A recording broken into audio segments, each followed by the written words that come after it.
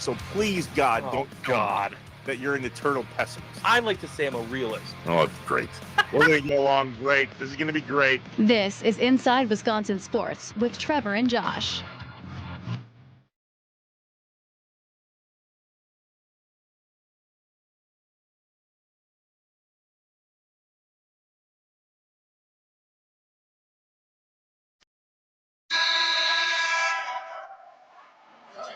All right, 115 to 103, the final.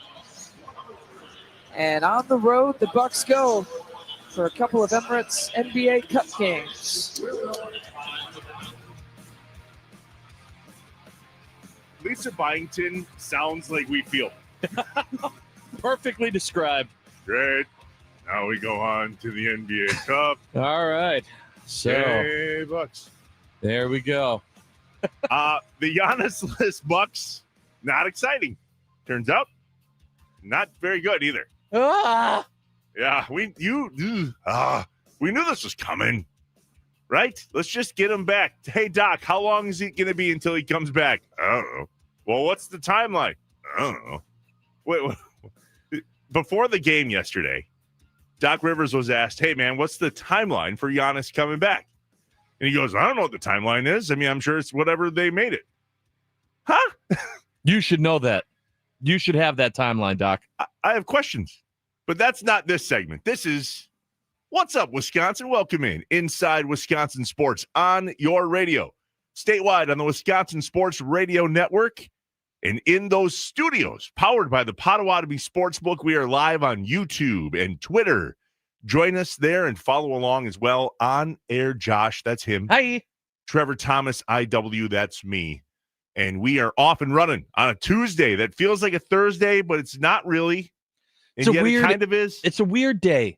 It's a weird day because this week is all messed up. You got Thanksgiving on Thursday, then you have Black Friday. Some people working, some people not. It doesn't feel like a true Tuesday. Feels like it's a later day in the week. Yeah. But we're here. And just when it comes to sports, I was telling you this before the show. I don't know. It's just, I feel like what I'm choosing to watch for sports has changed this season. Yeah, that's your problem because I had a great sports day yesterday. I've already had a great sports morning. Tell me about it. What you mean last night or this morning? Both. What did you watch? It was so exciting. Well, yesterday, UWGB played in their game down in the U.S. Virgin Islands tournament and beat Iona. So was Doug Gottlieb there? Was Coach Doug Gottlieb was there. He did Okay. not leave himself home. We'll talk about that with him tomorrow morning, 8 a.m., a weekly guest here on Inside Wisconsin Sports with Trevor and Josh. So they won, and they pulled 2 out of 3, which is huge. Why? Because they had 4 wins last year, and they already have 3. And I was told there would be no math, but I feel like they got a pretty decent head start. We call that improvement. Yes, that's good. Last night, Bucks game, didn't watch a ton of it because I knew better, frankly. Yeah. But I also went hunting for my boys and all their hunting stuff because we leave for the second week of deer camp on Wednesday. So I was excited about that. My oldest son played in the, not my oldest, my youngest son played in the basketball game last night. First one of the year, big dub for St. Mark. Nice. And then this morning, a personal friend of mine, a member of the Flamingo family, Patty Danon, who is legally deaf. He has one of those cochlear implants. Mm-hmm. He is on the United States Deaf Olympic basketball team, and they just won the gold medal at the 2025 Deaf Olympics in Tokyo, Japan. That's awesome. Hopefully he comes on the show. Heck yeah. I texted him and sent him a Facebook Messenger with a link to the StreamYard piece that we go live with on YouTube and Twitter every single morning. Hopefully he is able to check in with us. Pause. He's legally deaf and he can hear. You can have a conversation with him. Thank God for technology. Everyone that's listening right now going, but how is he going to hear you? He can. Yeah, He'll be able to hear. Okay, so you had a lot of stuff going on last night and into this morning. Yeah, apparently you didn't. But not all of it was necessarily watching sports related. It was, you had things you were going to do with the kids. You had personal, like, stuff with your family. It's sports all related stuff. Was literally all sports related. Sure. I'm just saying, like, in terms of watching TV and watching sports, what this really came down to for me was if the Bucks were off one night or if, I don't know, they were getting blown out or something, I feel like in years past, I'd always turn on the Monday Night Football game or the Thursday Night Football game because it was still the NFL, which in my opinion is the best product. It's the best major sports product. Better than the MLB or the NBA is the NFL. I had absolutely no interest in watching that game last night. I was like, the Carolina's going to lose and it's not going to be exciting. And Carolina lost and it wasn't exciting. I would like to know from people out there, if you're like me, I'm the Nicolay Law Fan Talking text line, 414-677-1250. Did you used to watch? Did something change? Is this just me? Because Trevor, I know you just never watched. No, I mean, this type of stuff. I have it on if there's nothing else going, but I mean, we're a WWE household on Monday night. We couldn't even watch that last night. That's how busy we were. I wouldn't turn it off on purpose. We had it on when we went to bed. It was in the background. I don't pay attention to those two teams. I don't care what the Niners and the Panthers are doing. I did not think it was a shoe-in for the Niners because apparently it wasn't a shoe-in for the Packers when they played Carolina, but I digress. Yeah. And we needed Carolina to win last night if we wanted those pesky 49ers to be behind us in the playoff picture. So they're still around. So, I mean, it matters a little bit to Wisconsin sports, but that's how I've always gauged when I'm going to watch or how I'm going to watch. How does it affect me? Last night's game, very little effect on me today. Like my life doesn't change this morning as a Wisconsin sports fan. So yeah, I'm out. But to your point, I'm curious what everybody else says. The Nicolay Law Fan Talking text line, 414-677-1250. As a diehard Wisconsin sports fan, Packers, Brewers, Badgers, Bucks, other, are you watching random games, random NFL games in this case? But yeah, because I'm not, there's so many more baseball games. There's so many more basketball games.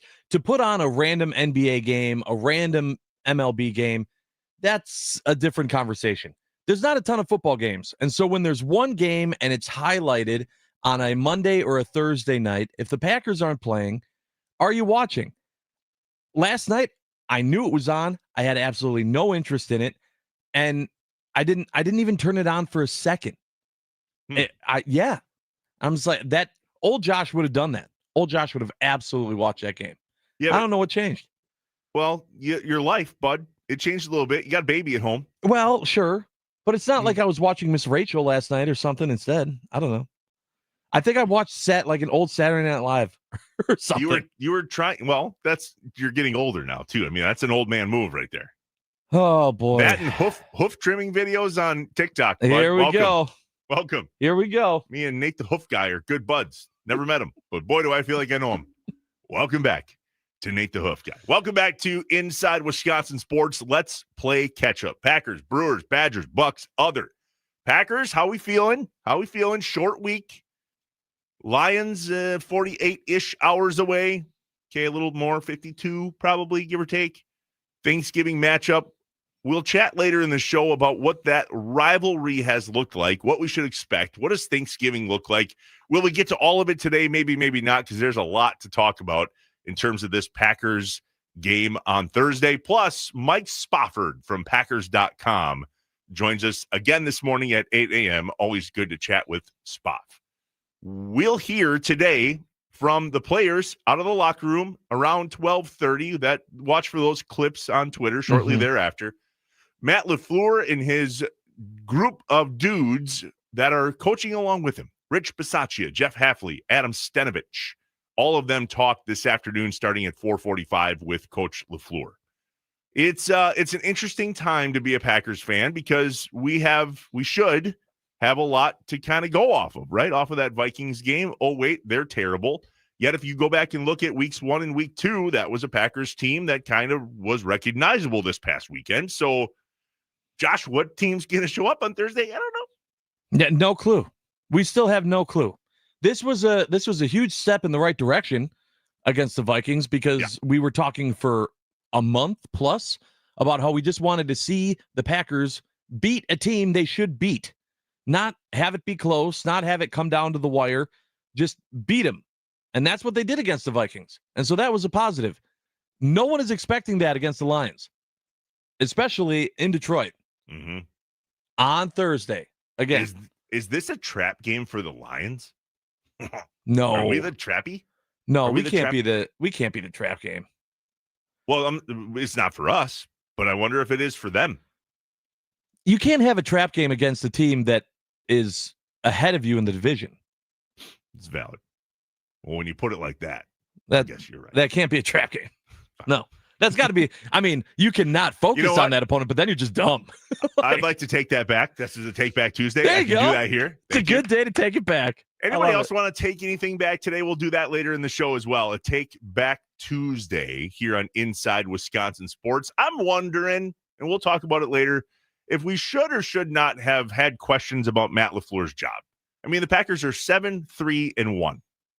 What was wrong with us there for a hot second? Oh. I mean, it was Carolina and Philly, and then our pets' heads fell off. I'm very excited to see when we have that conversation what the talking text line says.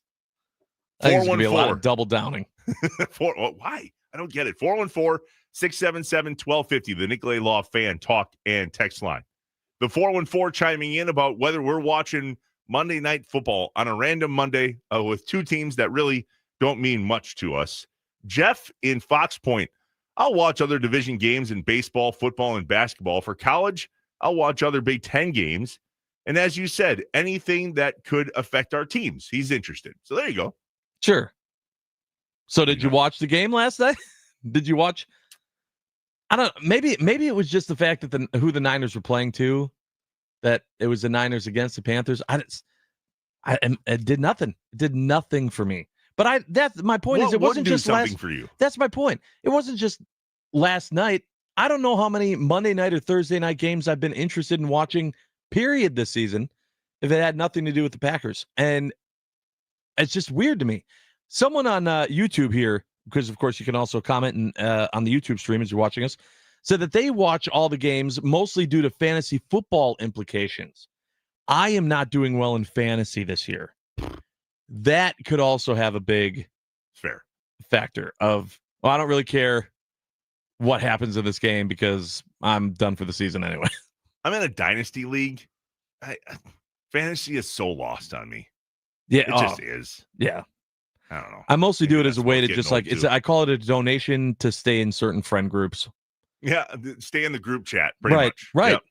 And I barely participate in that because I am just a sensitive Sally when it comes to sarcasm over text messages. I suck at it. Bad. Really? I just am. Oh yeah, real bad at it. What do you mean?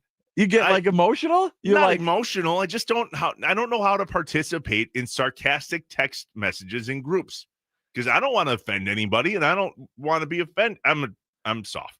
But aren't these like your friends that know you? Yeah, that's the point. It's me. I'm the problem. I've just me and the sarcasm aren't friends. Oh, I've never done it well. I don't read it well via text. I don't stop the show. Send it well via text. What? Put the show in park. Why? This is great. I understand the using texting as a form of communication that can be. I feel like it's going to be a long day. That can be a little tough because you can't hear tone, emotion. Yes. Texting can make those things very difficult. Yes. So if you're texting with a random person, you kind of got to be on guard, right? Because you're assuming a lot of how things are being, displayed to you.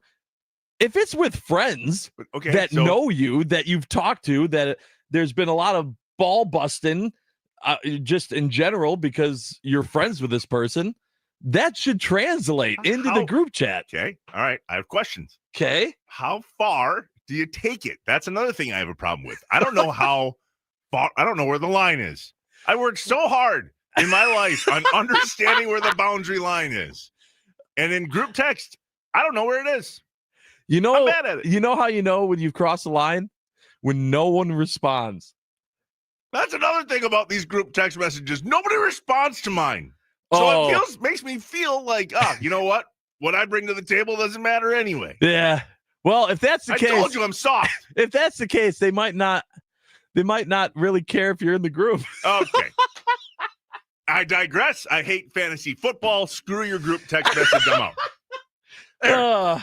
Happy Tuesday. Sorry, bud. That's rough. Jeez. Group chats are tough. Listen, I'm in a lot of them. And the worst, I'll tell you what the worst is when like you're in a meeting or God forbid you ever go and see a movie or something and you get out and there's like 63 messages in a group chat, especially like I've had, okay, perfect example. When I was in Orlando, Warped Tour, I have a friend group chat that we just talk about the Packers games during the games. I couldn't even, none of my texts were going through. So I couldn't even respond. So I just stopped. I had 83 texts of all of them talking back and forth about the game. I was like, I can't even go back and try to understand any of this, not watching the game, having no idea what's going on. That's the worst. That gives me anxiety. When I see that many text messages, I just go, all right, clear it. Nope, I just missed this whole conversation. I'm out. Yeah, there's some of those group texts that have like 67. You did not. I did. Just do that on purpose. Missed messages. Oh, my God. And then you punt, right? You're like, well, I'm not catching up on punt. this. You just try to get caught back up when it all starts up again. Yeah. You guys should join my Cover 5 league. You pick 5 games against the spread from the 610. I'm trying to do less. That's the opposite of what I'm going to do. I don't want to join any more leagues. Let me guess. There's a group text for that one, too, that I'm going to suck at. What time is it? What are we doing? Can we talk about... Wow, that one went off the rails fast. All right, we can put the show back in drive. Okay, you're good. Yep. You slammed on the brakes pretty hard there for a hot second. I'm waiting on a text back from my guy, Patty Danon, and it just happened. Let me see what he says here.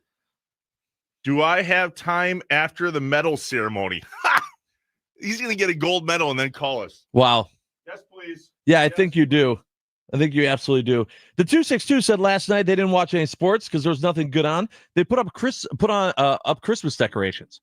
Would have loved to have done that. Yeah. I still need to do that. I hate how late I'm going with the Christmas decorations set up this year. Ooh.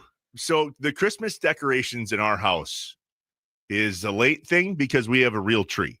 And so we do it first or second week in December because my wife loves to have that tree up as long as we can in January to keep the spirit alive. But what about the rest of the decorations? So do you just do tree?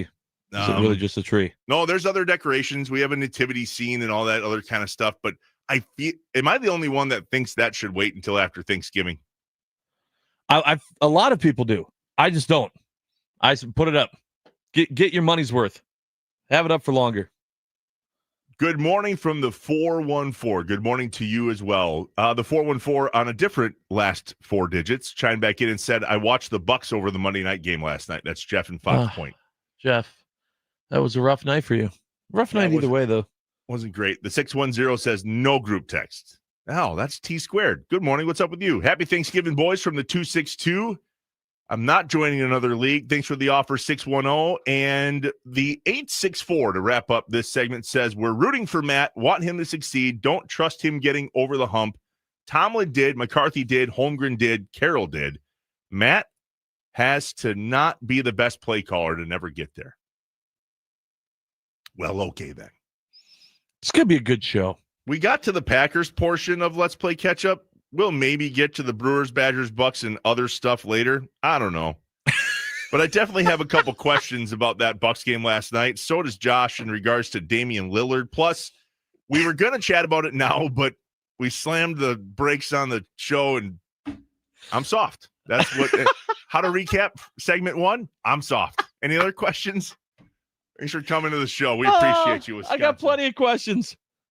You guys just need Thanksgiving. Good grief. Tea time in an hour, 65 degrees. Cheers, boys. Stop making it all about the 920 from the 864. Sorry. Chime in more often. We'll chat with you. All right, when we come back, we do have some questions. It was announced yesterday that Pat Murphy is doing a statewide Q&A tour. He's going to be in La Crosse, Wausau, and Green Bay, maybe amongst others, but those are the 3 that we saw. So the question is, what question do you have for Pat Murphy? If you were at the Q&A, what are you asking? Plus, was that Dame video justified? Josh has questions about that. We're off and running-ish. We're kind of jogging at the moment. We'll get there. Inside Wisconsin Sports with Trevor and Josh from the Wisconsin Sports Radio Network studios, powered by the Potawatomi Sportsbook. Coffee, please.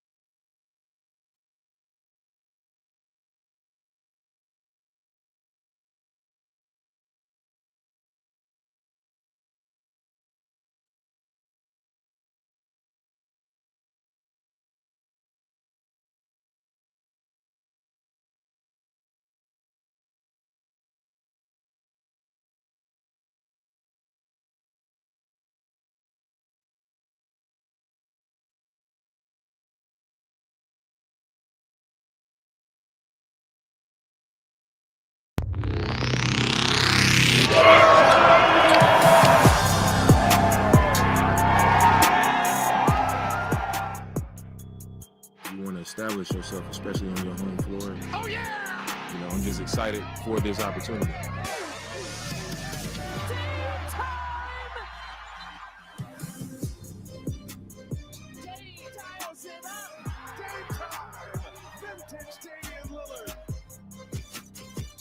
Dame Lillard in his crock pot, he's cooking.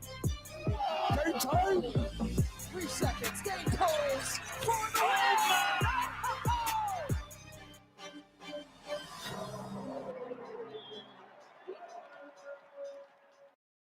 What's up, Wisconsin? Welcome back inside Wisconsin Sports with Trevor and Josh from the Wisconsin Sports Radio Network studios, powered by the Potawatomi Sportsbook. That was the Damian Lillard tribute video. That beat went hard. Yeah, it was sweet. That was a good Let's beat. do more bumps like that. Yeah. Big fan. How'd that go? Do it again. Boom, boom, boom. Oh, impressive. It was the same. Yeah, you didn't think I'd be able to do it again? I did not. So was that video justified? That's one of the questions here in a segment we call, Josh, I have questions. When things just don't add up, Trevor and Josh ask the hard questions or just point out how messed up stuff is. I only have one question. Can you fly this plane and land it? Surely you can't be serious. Do you view this season as a failure? You asked me the same question last year. What's the most important question the Badgers have to answer Saturday? This is a great question. Oh my God, this is a great question. It's time for I Have Questions on Inside Wisconsin Sports with Trevor and Josh.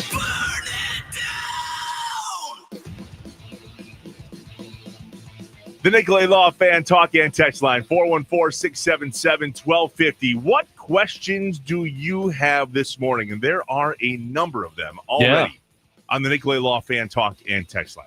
But first things first, Josh, you had a question about that Damian Lillard tribute video. I did, and I'm not necessarily happy that I had the question, but it popped in my head, and so I went, let's talk about it. Was the Dame, welcome back at Dame, thank you Dame video validated?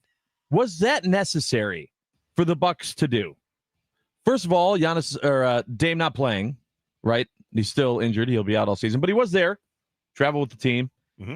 They put this video together. It just didn't.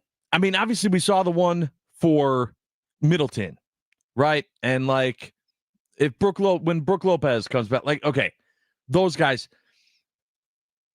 It made me think about what Dame's time here actually was, and it wasn't much. and I started thinking about comparing it to other short-term rentals. Even if you look at like when we had Trevor Hoffman or with the Brewers or CeCe, for example, some of these other guys that were here not for very long at all. And I think part of it for me is Dame was just an incredible player, but nothing really came from him being here, even if it was in the short term. And a lot of the guys that we've gotten that have a lot of hype in the beginning pans out to something in Milwaukee, right? We saw that especially on the Brewers side. I just don't feel like we ever got anything. Things just didn't work, period, with Dame. And so it felt weird having this big, woo, welcome back, thank you, Dame. Well, you just asked if it was necessary, but it was validated. Well, okay, there's 3 different questions, I think. Was it necessary? No, it wasn't necessary. That was not a requirement of the Milwaukee Bucks. Like, he wasn't here long enough, didn't have the biggest impact that somebody like him could have had in the few years that he was here. So was it necessary? No. I do like you asking a question of, was it justified? What I hear you saying there is, should we have even done a tribute video? How do you feel about that? We talked about this prior to, I think it was during a break yesterday during the show. And I said, I don't think they'll do a video. I thought they'd throw up a graphic, maybe show him and say, Bucks fans, welcome back, Damian Lillard, and people would go, woo, and they'd have the thank you impression. Thank you. And they'd have the thank you Dame graphic on the screen, and they'd show him and he'd wave to everybody, and then that would kind of be it. I was like, I don't know if there's enough there for like a full video. Text line already chiming in saying, well, yeah, but they did win the NBA Cup. There's that. Okay. Maybe other people are holding the NBA Cup in a higher regard than I am. I don't know. Nothing against Dame. I was super excited when Dame was here. Love Dame as a player. It just didn't feel like his time in Milwaukee was anywhere near memorable to me. It was just, yeah, Dame was here. That was it. He was asked after the game, or I'm sorry, mid-game, by Melanie Ricks from FanDuel Sports Network on his favorite memories of being in Milwaukee. What did you appreciate the most about your time in Milwaukee? I think the reception right off the plane. You know how I was embraced when I got here. The organization was great while I was here, supporting me in all of my personal things that I had to kind of wrap up at home. Okay, so what was your favorite part about being in Milwaukee? The 5 minutes when I got here and the reception. Yeah, we were all hyped. There was a lot of hype. But if you're saying that your favorite part about being here, the thing that you remember the most and that you'll cherish is when you first got here, then maybe the time that you were here wasn't justifiable of a video. That's all I'm saying. There's mixed reviews on the Nicolay Law fan talk and text line, 414-677-1250. Brian from New Berlin says he helped us win the cup and we're still paying him. Valid point. I thought he was a great professional, tried to do his job, but some more unfortunate injuries for the Bucks. But had his moments here, just seemed like a great guy. So there's a vote for a tribute video. Somebody else below that we mentioned was that they already won the cup. And then the 414 says, I mean, honestly, from a fan's perspective, it just didn't seem like he wanted to be in Milwaukee. And so I think that's what we're wrestling with, is how it felt with him as a Buck versus how it went with him as a Buck. Well, exactly. Well said. Yeah. So that's what we're wrestling with. Okay. Yeah. I feel like it was because the city was going crazy when we found out that we made that trade for Dame. Part of me, like 5 seconds after the excitement wear down, I was like, oh man, but what did we trade away to get it? We took a risk, right? We took that risk getting rid of Drew, breaking up our big three. But we had these hopes, these aspirations that Giannis and Dame, they were going to be able to do something. But when Bucks fans, at least realistic Bucks fans, okay, maybe not the optimistic crew, but the realistic Bucks fans are going to look at Dame's time in Milwaukee and go, it just didn't work. That's how you define Dame's time in Milwaukee was, yeah, it didn't pan out. It just didn't work, which is a disappointment. And it was a short-lived disappointment. And now all of a sudden it's, hey, we found enough to put together a 40-second highlight video to welcome you back. I don't know. Nick in Greenfield on the Nicolay Law fan talking text line, 414-677-1250. Boys, I have questions. Would Doc Rivers take back accepting the Bucks job? He took it to coach Giannis and Dame. Now, not so much. Yeah. What do you think? That's a great question for a Take Back Tuesday. Well done, Nick. I think that Doc should be very happy that he's coaching and that he still gets to coach a team that has Giannis on it. I don't know that Doc was out there having all the NBA teams wanting him, and it was, where was he coaching before he came to Milwaukee? I don't think he was coaching a team at the time. So, no, I think he should just be happy about it. I think that he was just as excited as the rest of us, Nick, at the opportunity to be the head coach of a team with Dame and Giannis on it. But as I just said, that didn't pan out. Jeff from Fox Point has a fantastic question this morning. He goes, I have a couple Thanksgiving questions for you. Okay. From 1995 to 2015, Jeff played Turkey Bowl football with his buddies. In 2016, his son was born at midnight after Thanksgiving, 9 years ago today. Happy birthday. Hey.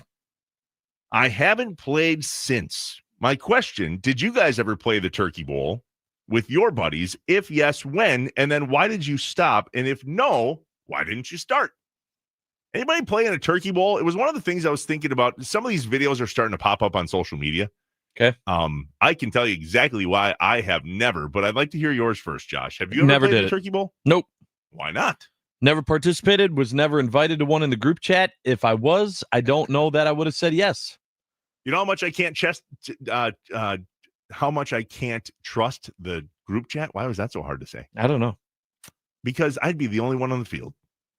If there was a turkey bowl and they made sure that I was coming, it would be like the meeting on the 18th green for Happy Gilmore. Yeah. I'd be the only guy out there. Wow. They would 100%. literally, oh yeah. Just, man. And you being the big softy would be like, I'm leaving this group chat. I can't. I quit. I'm done. I'm moving to my basement. So I have never played a turkey bowl, and I never would play a turkey bowl because of one word, injury. I can't do the turkey bowl injury stuff. You see some of these videos of these turkey bowls and knees bending this way and that way and the other thing. I just can't. Yeah. So the turkey bowl is completely lost on me. Now, I also had a major injury a year ago. Like, I blew my Achilles, and it was bad. So I'm kind of done with the sports that are going to cause injury. I'll just hopefully like the turkey bowl. Yeah. Skate through life without injury now. Yeah. That's the goal. What did you grab your head over there? I'm sorry. I'm the Nicolay Law fan talking text line still on the Dame thing with the video. 414 said Dame deserved the video. Okay. We won the cup. Okay. He held his own and carried the team when Giannis was out. Imagine what could have been if he and Giannis were on the court more. I missed the Drew Holiday and Middleton times too. Okay. This goes to my point, though. Imagine what could have been. Sure. But for me to say carried his own when Giannis was out, to what? Did we not have higher expectations when Dame was here? I thought part of the reason why we wanted someone like Dame was so that if Giannis, who we've learned, as tough as he is still injury prone, that we wouldn't have to worry about losing all 8 games that he's out like we're worried about right now with this current Bucks team. That was supposed to be the point of having Dame on, and it didn't matter. When Giannis was out in injury and it was time for playoff basketball, they still couldn't get it done. I don't know. I understand what you're saying, but I really think that the only thing that Bucks fans that are pro that video have to hang their hat on is the NBA Cup. That's it. So there's 2 names in the 414's text that should not, in my opinion, be in the same sentence with Damian Lillard. And it's Drew Holiday and Chris Middleton. So when those dudes come back, tribute video away. Well, of course, they won the championship. But are they comparable to Dame Lillard? As an individual player or with their time with the Bucks? Yes. As an individual player, no. I mean, Dame has had a way better career. Although Drew Holiday has won 2 NBA championships. I really, really wanted to see our big 3 being Giannis, Drew, and Middleton get another shot together in the playoffs. They never did. After 2021, one of them was injured the rest of their time before that trade was made. And I was like, we haven't seen our big 3 lose yet. And we never got that chance because of injury. And then they traded that away for Dame, and then the injury bug ruined that too. And it's just like, okay, well, that sucks. But I agree with you to that point. And that was kind of my point with Middleton. They did a whole celebration. Obviously, Middleton, more than most, was statue worthy. Correct. But I think, Drew Holiday, absolutely. Brook Lopez, absolutely. Like, those guys played on the team. Pat Connaughton came back, didn't he? Yeah, he was with Charlotte. Right. What did they do for Pat? Anyone remember? No, it was Con Knippelnick. Did they have a 1-minute welcome back, thanks for everything, Pat Connaughton video? He was part of the championship winning team. He was here a lot longer than Dame. I'll take a Larry O'Brien trophy over a Emirates NBA Cup trophy. How much did we celebrate Pat Connaughton? That's my point. Yeah, how do you really feel? I think I got understood where you stand, at least. Okay. Meaning he shouldn't have gotten a video. Is that what you're... I mean, if you're playing all your cards? No, I just don't think it was justified. Okay, understood. And I hate that that's the truth. When we come back, it's the most electrifying sound of the day. This is Inside Wisconsin Sports with Trevor and Josh. Live from the Wisconsin Sports Radio Network studios, powered by the Potawatomi Sportsbook.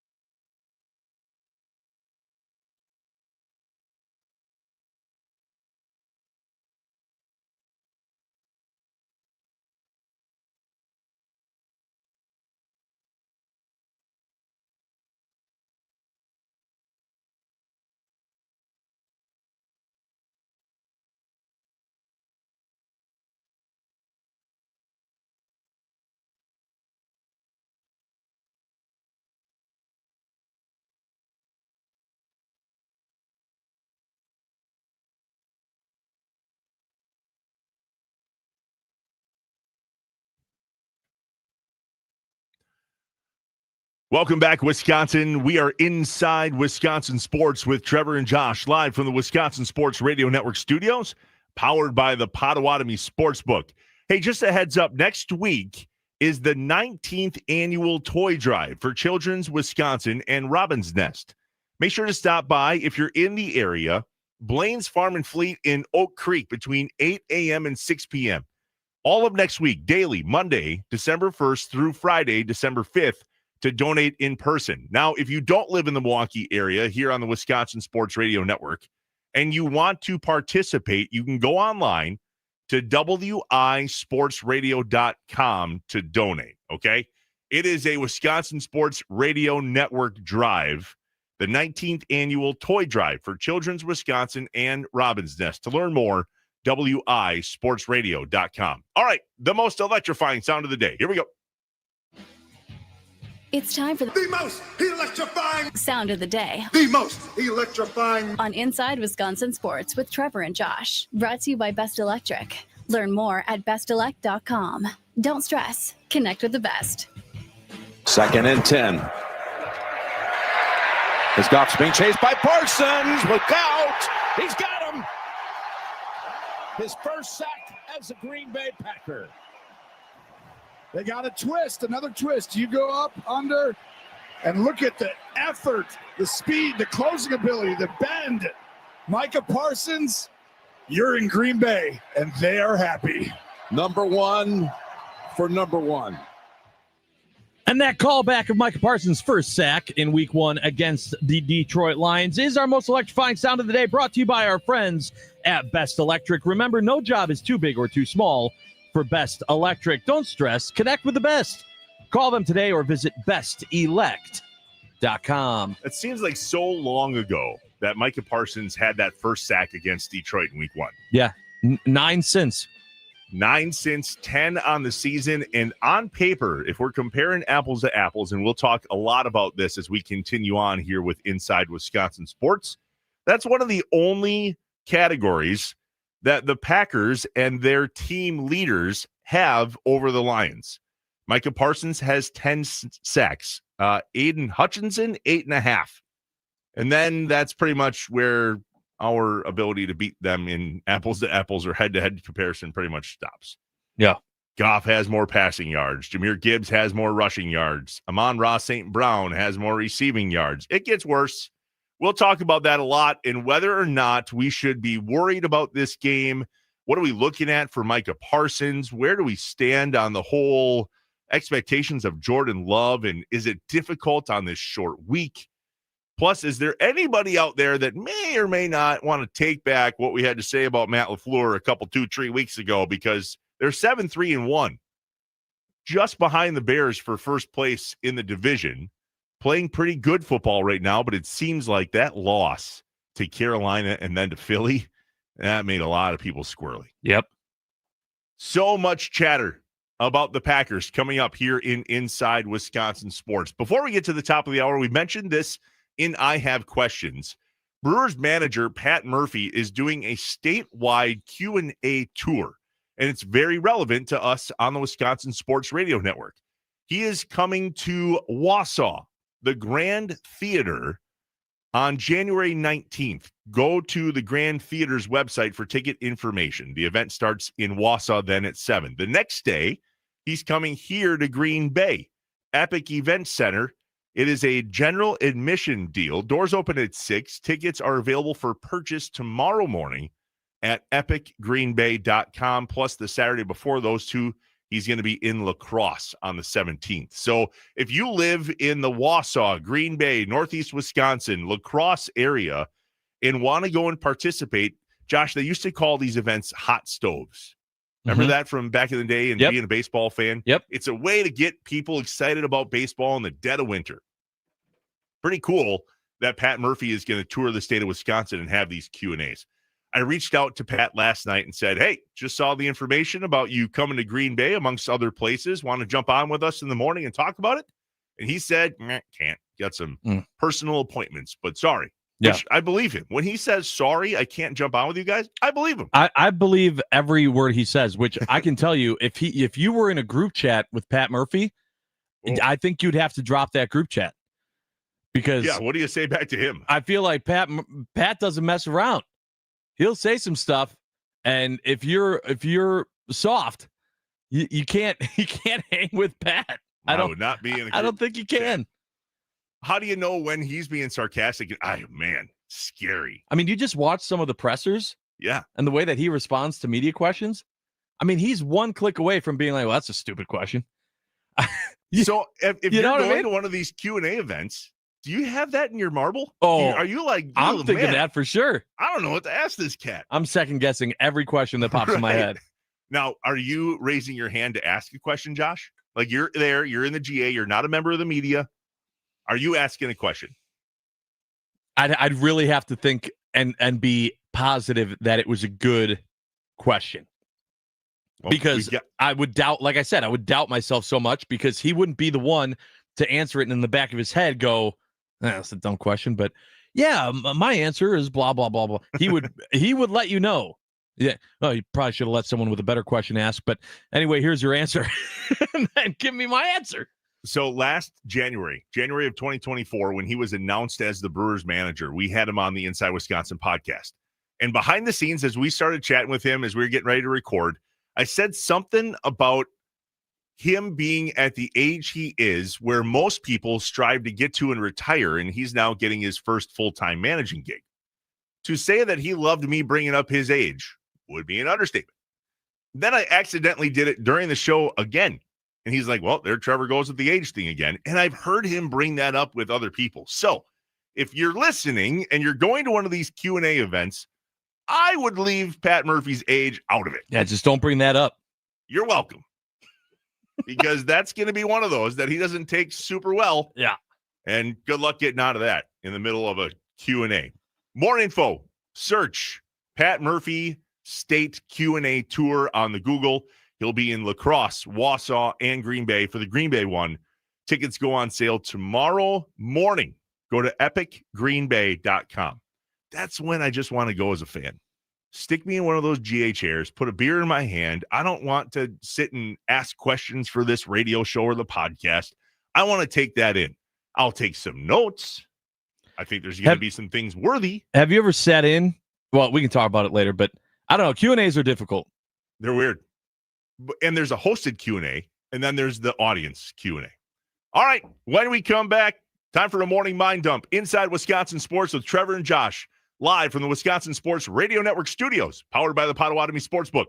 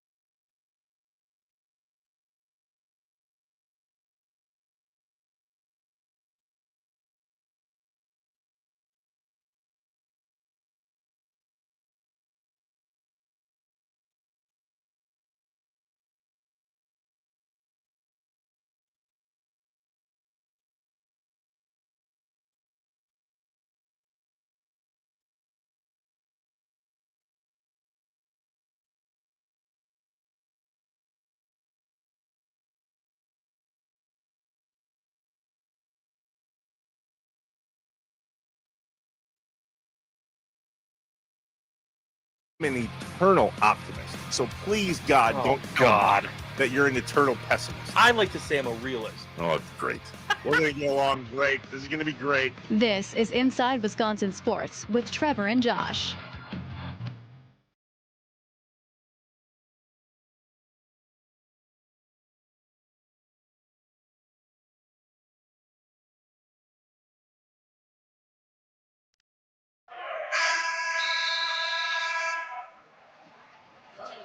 All right, 115 to 103, the final. And on the road, the Bucks go for a couple of Emirates NBA Cup games. Oh, man.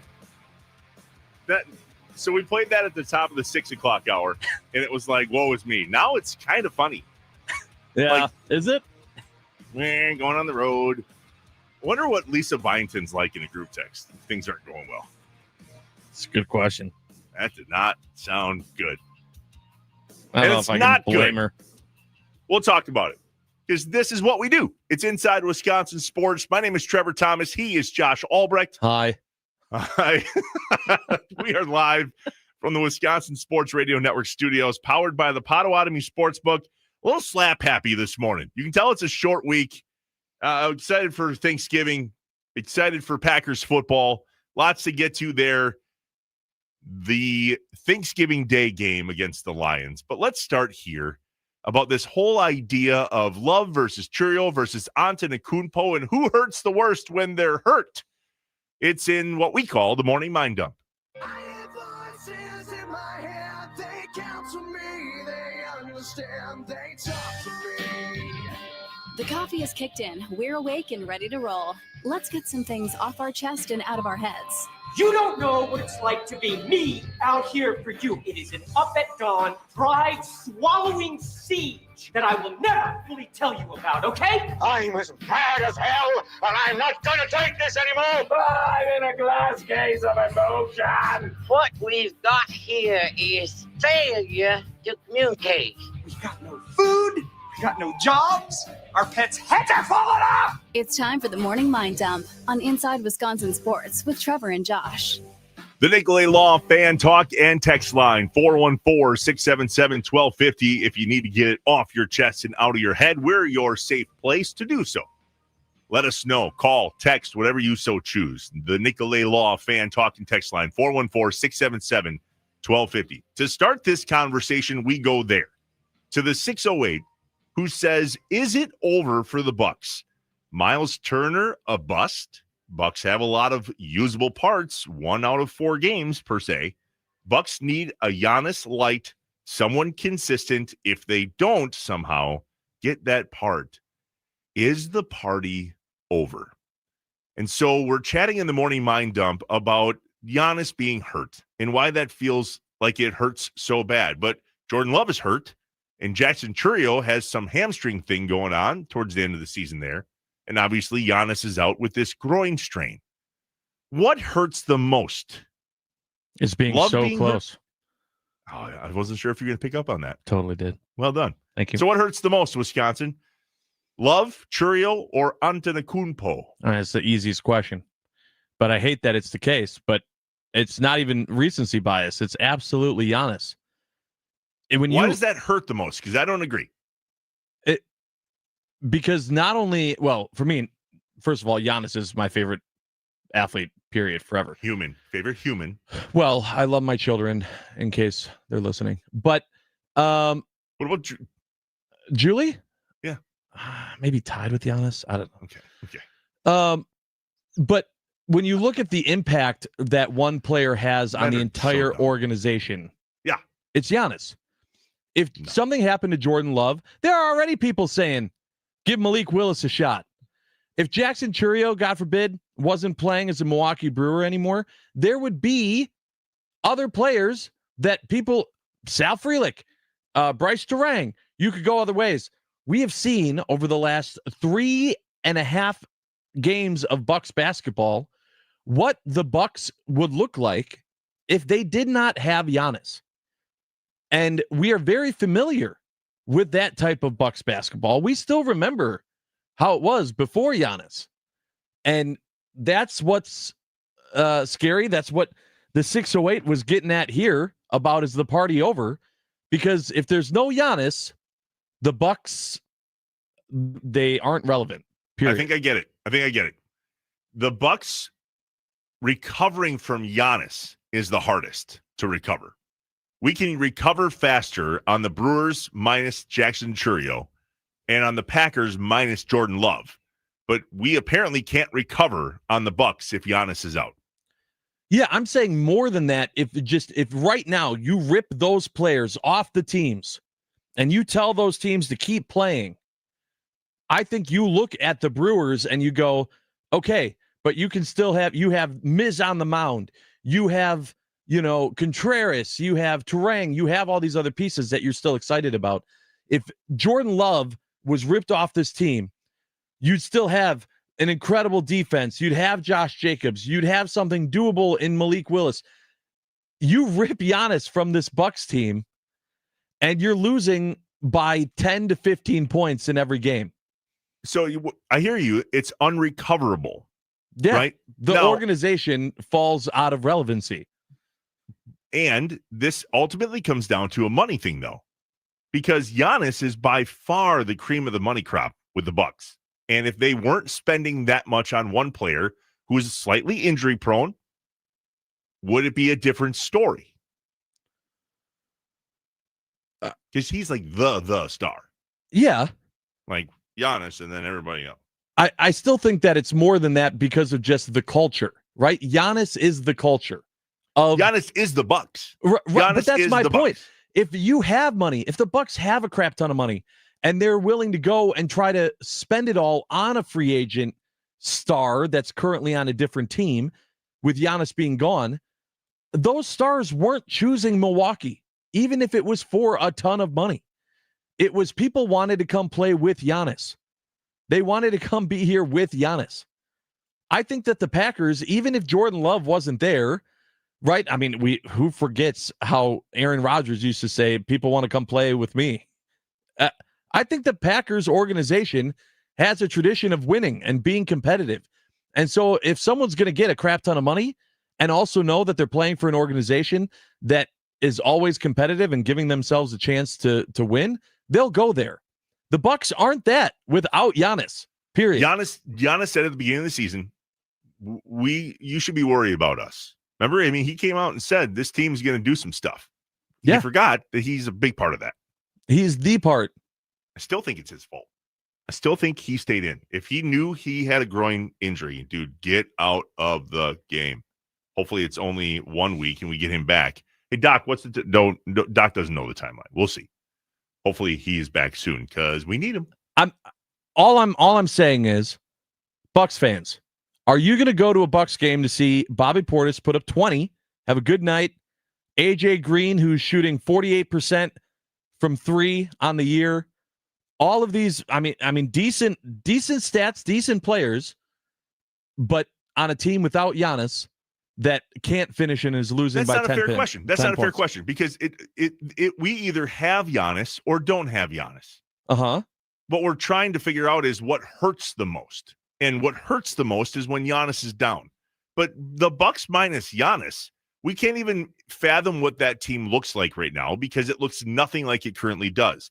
To so many people on the Nicolay Law fan and talk and text line, 414-677-1250, the whole thing is dependent on Giannis. This era of the Bucks is with Giannis or that era's done. And I think that's what we're wrestling with is we can clearly see what this Bucks team is like without Giannis, but that's not a fair comparison because that roster spot and that money would be filled with other talent, multiple, plural. And I'm saying it wouldn't matter. Oh, it does. Oh, not this, yeah. The Bucks aren't going to just disappear without Miles Giannis. Turner? Pay a crap ton of money for Miles Turner? That's a bust? That's my point. That's what I'm trying to say, is that the Bucks immediately go back to not being relevant. No, I don't believe that at all. Oh. No, we have way too much money tied up into one guy to not think that, especially if he's traded. Let's be real. That's what we're talking about now. Is if the party's over, are the Bucks going to trade Giannis, and what are we going to get for them? I absolutely do not think that the Bucks go from a top-tier team with Giannis to the bottom of the barrel. We have nothing to prove that because we've had so much money, time, effort tied up into a guy like Giannis, worthy of being so. But I don't think they fall off the planet. I think they get a lot for him. We might be surprised. Hopefully that's not for a long time. Will we be surprised by Jordan Love in Detroit? I'm wondering what our expectations should be from Jordan right now.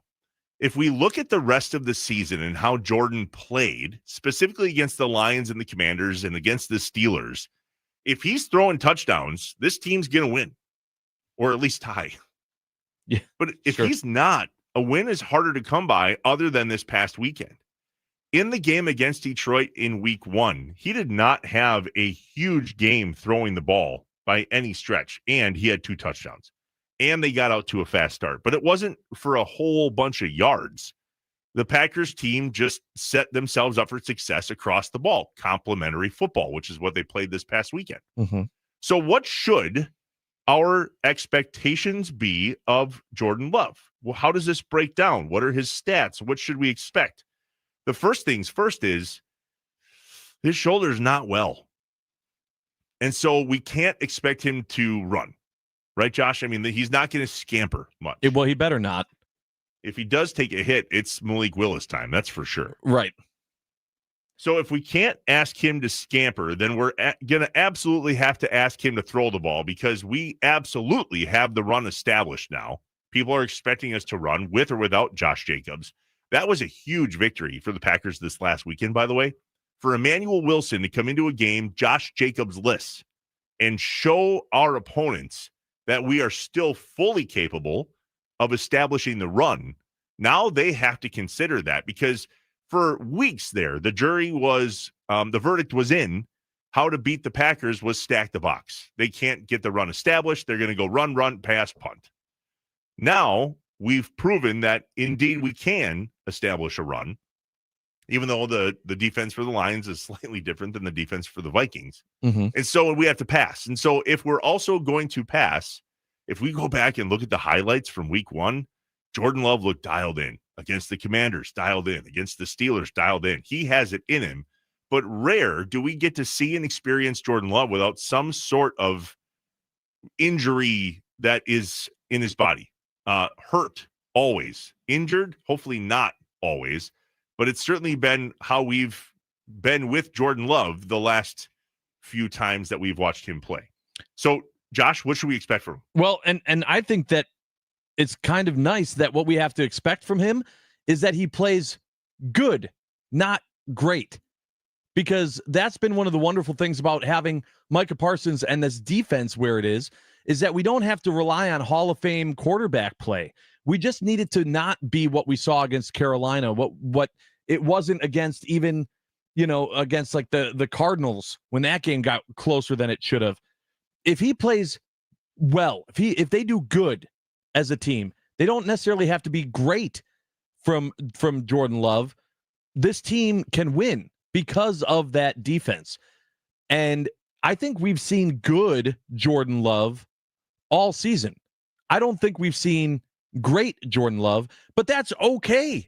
I don't know that we need to have elite play from Jordan Love. And if anyone is expecting that, I think you're still having elite Hall of Fame quarterback withdrawal in the back of your mind from what we've seen over the last however many years, when you also haven't seen a defense like this in however many years in Green Bay. So my expectation for Jordan Love is to play good enough that your defense that's helping you allows you to win this game. And we pivot. If you missed it at the top of the show, a buddy of mine named Patty Danon is a member of the United States Deaf, DEAF, Deaf Olympic team. They just finished the 2025 Deaf Olympics in Japan, and the U.S. just won the gold medal. So I recently...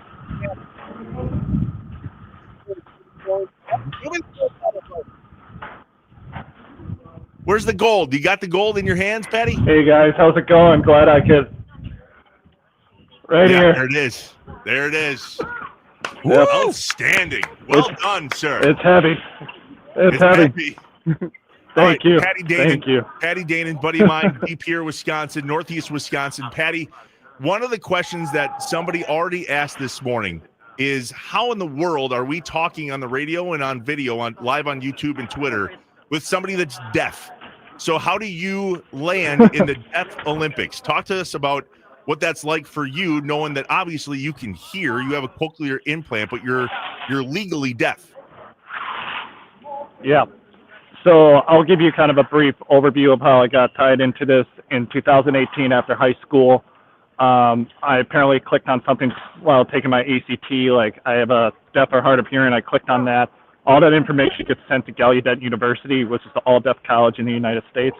And they collected that information, and some of the stuff gets sent to the basketball coach. And the basketball coach over there liked my information or liked my highlight, and they reached out to me via email and text and asked me to be part of originally the 2018 U21 deaf basketball team. And then the following summer, I got brought up to the national team, and just kind of domino effect from there. I'm in Tokyo now in 2025. That's insane. And you're listening to us in your hearing aid right now, right, Patty? Yes, I have this cochlear implant here, and I can hear you guys through it, just like Bluetooth. So it's a pretty cool piece of technology. Wow, that's wild.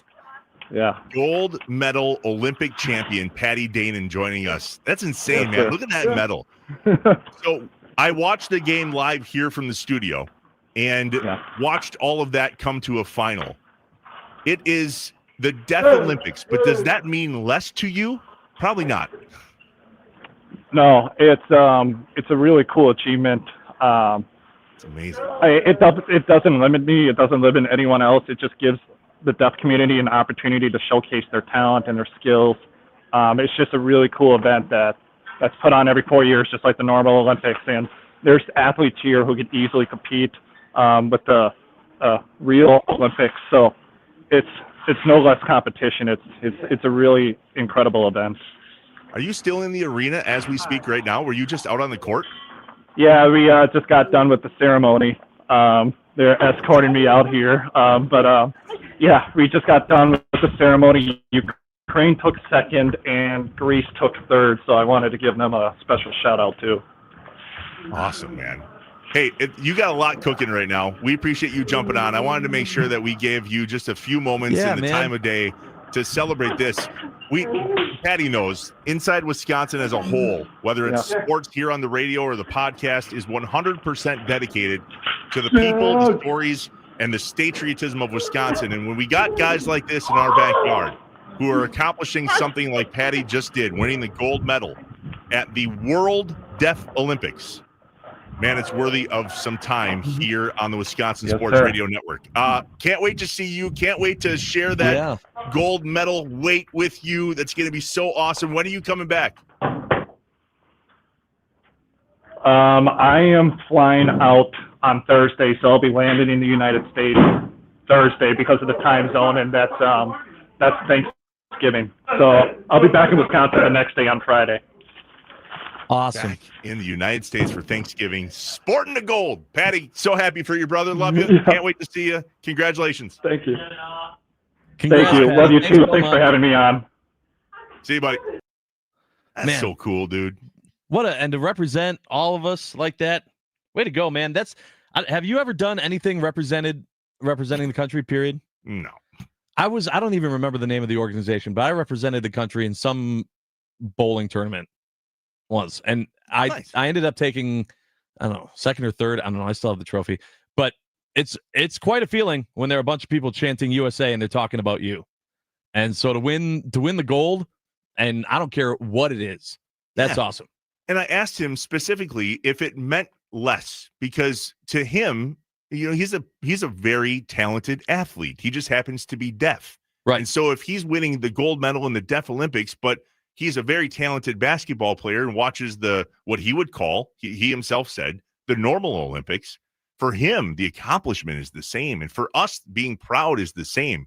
I was just fascinated to hear what it meant to him as a part of that team to win the gold. That it's heavy. The gold medal was in his hand. Oh, it's awesome. Thanks for letting us pivot on that, Wisconsin. All right, back to the Packers when we come back. The expectation of Jordan Love, and also what is all of this short week stuff like for the Packers? It's obviously a little more difficult than a standard Sunday to Sunday game. And on a Take Back Tuesday, is anybody taking back calling for Matt LaFleur's job a couple weeks ago? Let's see what you say. The Nick Law Fan Talk and Text Line, 414-677-1250. It's Inside Wisconsin Sports with Trevor and Josh from the Wisconsin Sports Radio Network studios, powered by the Potawatomi Sportsbook.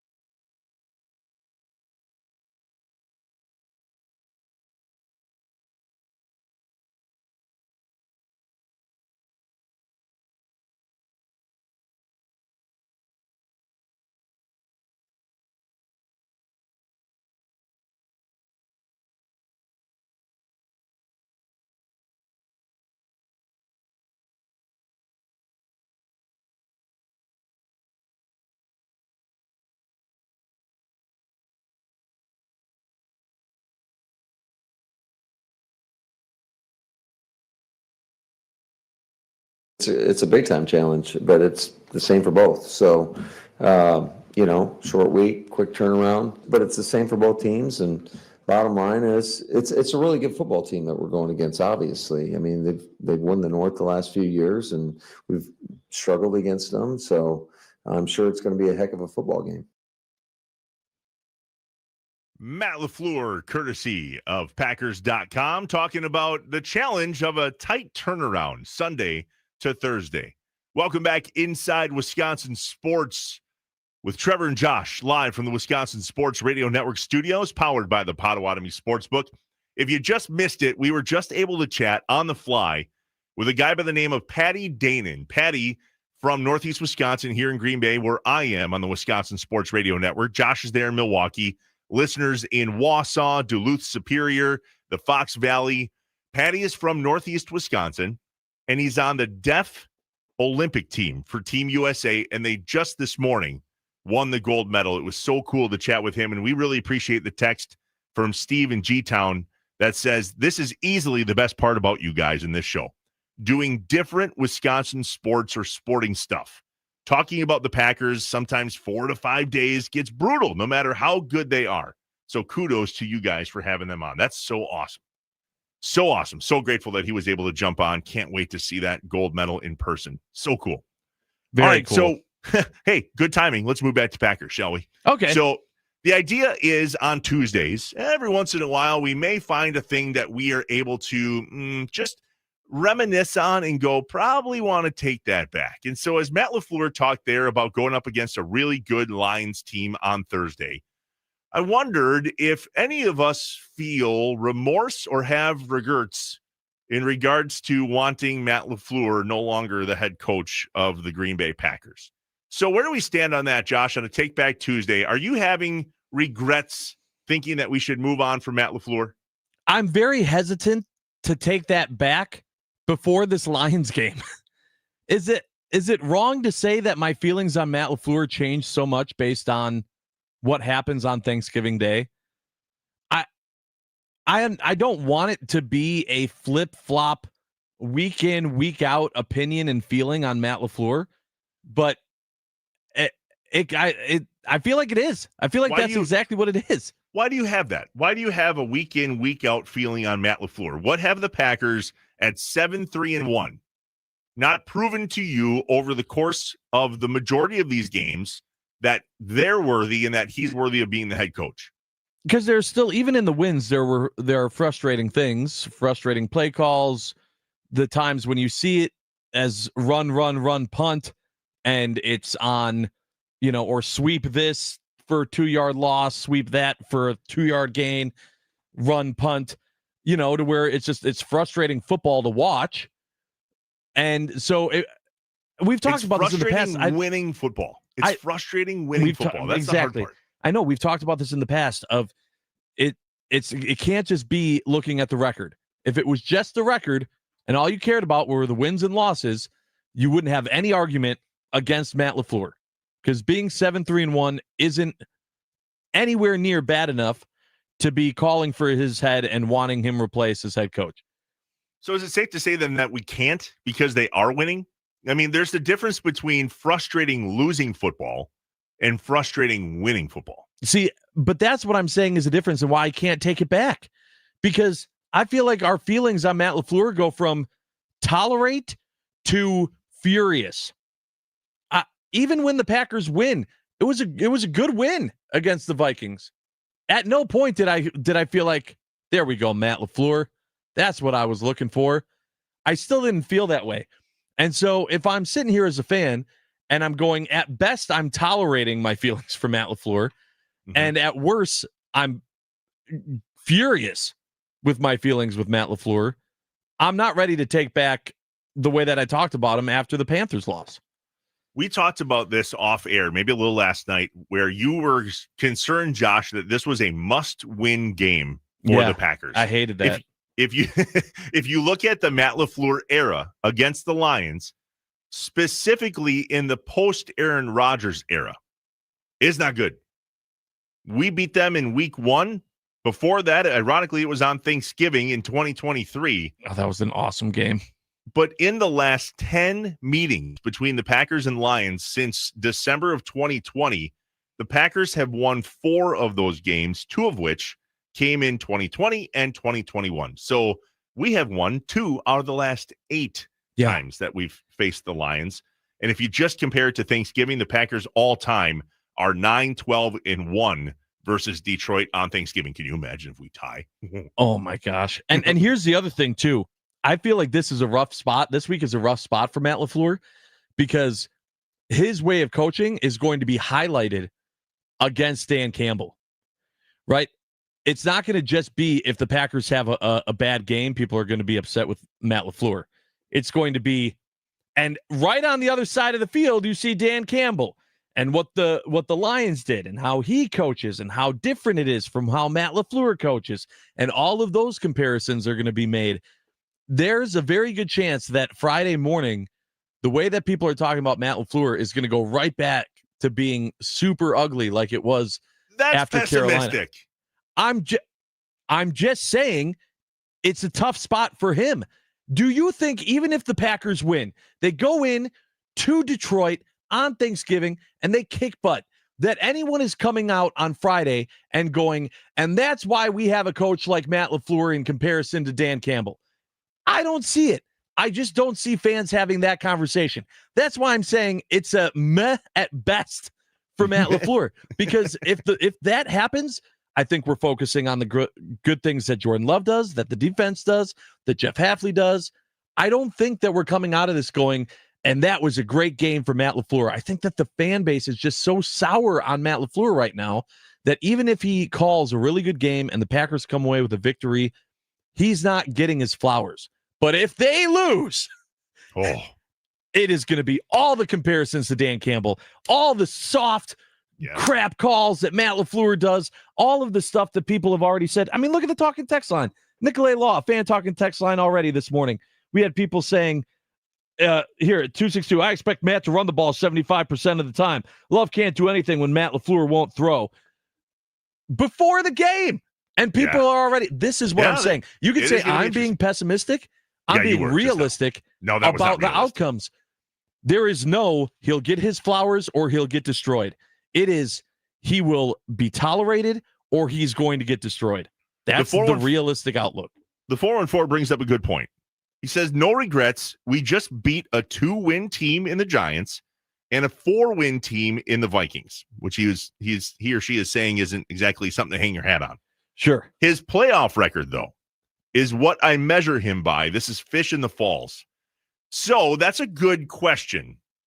When the Packers finish this season, however they may, and if it's anything less than a second or third round out by the Packers in the playoffs, I'm not saying they can't win it all, but let's just hypothetically say they lose in the second and or third round, meaning the NFC Championship game. Can Matt LaFleur make the playoffs, win a game, and get fired? I don't think so. So that's where it does come back down to wins and losses. And although Fish in the But Falls, I don't think people will be happy about it. I also agree with that. We want something different. Now, see, this finally comes up in conversation. We had a very brief conversation about this last week. My buddy Larry, he and I were chatting last week about careful what you wish for in regard to comparing LaFleur and the move they made in Madison away from Chris McIntosh. So here's a program that was successful for all intents and purposes. They were winning. They were reaching bowl games. They were in it, and it was hard for them to get over the hump, the big hump, right, and compete for a national championship or now to at least compete to be in the playoffs in NCAA football. So Chris McIntosh makes a decision to move on from the Badger football program that we all grew up with, the one that Barry created. Jim Leonard, thanks, no thanks. We're going to Luke Fickell, who has a system and a proven track record. Now, one could argue that the entire NIL thing changed in that very moment, but we went from a winning program with a winning coach to not so much. So would that be something that is comparable if indeed the Packers moved on from Matt LaFleur Like, guys, we weren't a losing team. We were making the playoffs on a fairly regular basis. It's a very good point, and I love what the Nicolay Law fan talking text line is spitting out right now in regards to that. 262 says, who is more valuable, LaFleur or Hafley? It's a great question. It's a great question. The fact that we're thinking about it right there is kind of the point. A lot of people have already said that enjoy this time with Hafley because he's not going to be here. He's going to take a head coaching job. And then what? And then are we going to be, well, we should have kept him and gotten rid of LaFleur. Those conversations will exist. Also, the 414 said, at the floor already beat, I think he meant the floor already beat Detroit, first game of the season, and it was a very dominant performance. How does that factor into this conversation? I think it's a very interesting point because have we not talked more this season than anything else about how drastically our feelings have changed from week one to the present about this Packers team and its outlook? I think there's a lot to take away from that, but not in the way that you're looking, 262 or 414. I think it's the opposite. It's how could this team have been so dominant against the Lions in week one and have us go into facing them again the second time around and feeling so differently than we did. So I'm doing a little research on the fly here. If you look at the Packers' victories this season, what is the best victory we have? In your opinion, Josh, if you look at victories this year, what's the best win we have? The Lions. By far. Yeah. We have not looked like that team potentially since against a team like the Lions. If you start clicking into some of these other team records, we handled Washington pretty well. Turns out we weren't alone. They're 3-8. Well, yeah, but didn't they lose? They had injuries. Well, I'm just saying, from a win comparison standpoint, if we look at record comparison, we're certainly better than them in that record. That was a good win. Jordan Love played really well. Lost to Cleveland, tie at Dallas. Cincinnati is 3-8. Okay, I don't know if that's necessarily a good win. Arizona, we won 27-23. They're 3-8. Pittsburgh, good win at Pittsburgh. Jordan Love looked really good. Rodgers hurt now. They just lost to the Bears. They're 6-5. Okay. But after that, we lose to Carolina, lose to Philly, win against the Giants, who just fired their defensive coordinator yesterday, because that revolving door is continuing. And then we beat a super lousy 4-7 Vikings team where J.J. McCarthy should not be anything. So when you put it like that, what we need here at the end of the season for us to change this conversation are some good wins against good teams. Good news and bad news. The good news is we're going to have an opportunity to get some good wins against some good teams. Sure. The bad news is we're going to play some good teams. And do you trust that they're going to be able to get that done? That's currently no. Well, and that's the big difference from week one. I think we were all hoping that week 3 of the season was the fluke. Now as the season's going on, and to your point of what you just looking at the numbers of where we are at this point in the season, week 1 might have been the fluke. Week 1 might have been the hype that we came out and just that was it. That was the fluke, and the rest of the time has been the true identity of this Packers team, which isn't terrible, by the way. It's still 7-3-1. It's just frustrating football that doesn't give you a lot of confidence. There is absolutely no doubt in my mind that the Packers could go in to Detroit on Thanksgiving and win that game.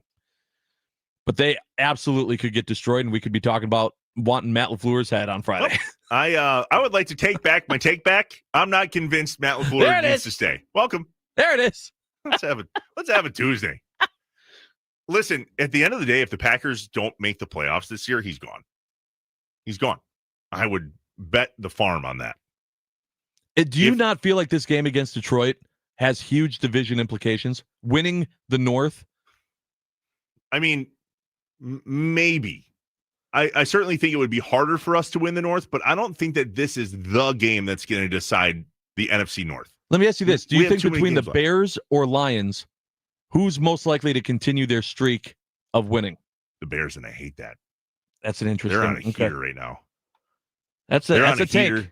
That's a take. They've got a really, really fired up head coach. They're following their leader pretty well. They got a huge game against the Eagles. Yep. Big game. and we have a huge game against the Lions. Overall, Josh, there's too many games left for the Packers for us in the division for this game to decide it. It's big, but it's not nearly as big as I think the two games that we play the Bears. And I hate that we finished the season against the Vikings in Minnesota. Yep. You want to talk about a trap game and one that could be a deciding factor in the NFC North, and the Vikings have nothing to play for? Worst case scenario for the Packers. Did we answer any questions there? I don't think so. I don't know. I started by saying I don't think we should actually. I'm going to take back going after Matt LaFleur. I ended it with, I think it's too early to take back going after Matt LaFleur. I think you're right. That is my life in a nutshell there in about 13 minutes. You're welcome, Wisconsin. All right, when we come back, I blew Josh's mind last night in regards to a food choice that my family and I made, and he was not happy about it and has questions, and I feel like it's very judgy, but we'll do it anyway. Okay. Inside Wisconsin Sports with Trevor and Josh, live from the Wisconsin Sports Radio Network studios, powered by the Potawatomi Sportsbook. Hungry.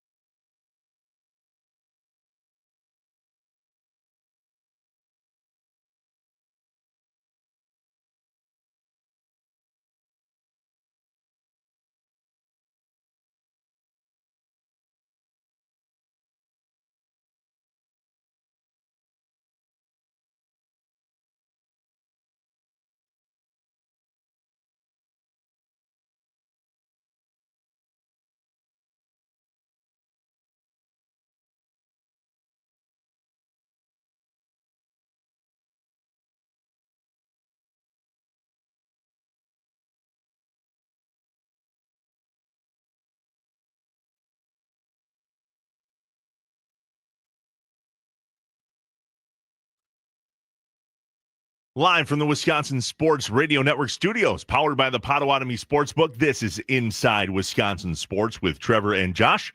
Hey, make sure to follow us on Twitter at Trevor Thomas IW, at On Air Josh. Hi. The show is at Inside Wis Sports, the network at WI Sports Radio. Also, make sure to tune in next week. It's the 19th annual toy drive for Children's Wisconsin and Robin's Nest. If you live in the Milwaukee area here on the Wisconsin Sports Radio Network, stop by Blaine's Farm and Fleet in Oak Creek daily next week between 8 a.m. and 6 p.m., Monday, December 1st through the Friday, December 5th, to donate in person. If you don't, and you're somewhere else in Wisconsin, here on the Wisconsin Sports Radio Network, you can still participate.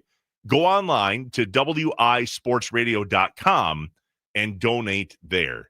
The 19th annual toy drive for Children's Wisconsin and Robin's Nest here on the Wisconsin Sports Radio Network. So I mentioned to Josh last night that my family and I, after our youngest son's basketball game, his first basketball game of the season, we had to go shopping for some hunting gear before we leave for the second week at deer camp tomorrow. It's my boys' first season hunting. They did not hunt with me this past weekend. And so we had to go and stock up on all the hunting stuff for them, which, by the way, pause. Oh, expensive. Oh, I bet. To outfit two teenage boys in all of the hunting stuff. And I went cheap, too. I did not. At least it won't fit them by next year. Yeah, exactly. Oh, no, we bought bigger sizes, but I do believe we're producing large mammals. So we went and grabbed food on the way to the store. And we stopped at Popeye's Chicken in Green Bay. Yeah. I had never been to a Popeye's Chicken before, to which Josh said, "That's wild. Shame on you," pretty much is what I heard you say. Yeah. Well, I just couldn't believe it. And this tied into when I was in Orlando for Warped Tour. I was with a buddy, shout out to my buddy Steve, who has never had Taco Bell in his entire life. He's never had it. And I was like, how? And on top of that, now he refuses to because he's gone so long without it. It's like a sense of pride of being able to say that he's been able to go so long.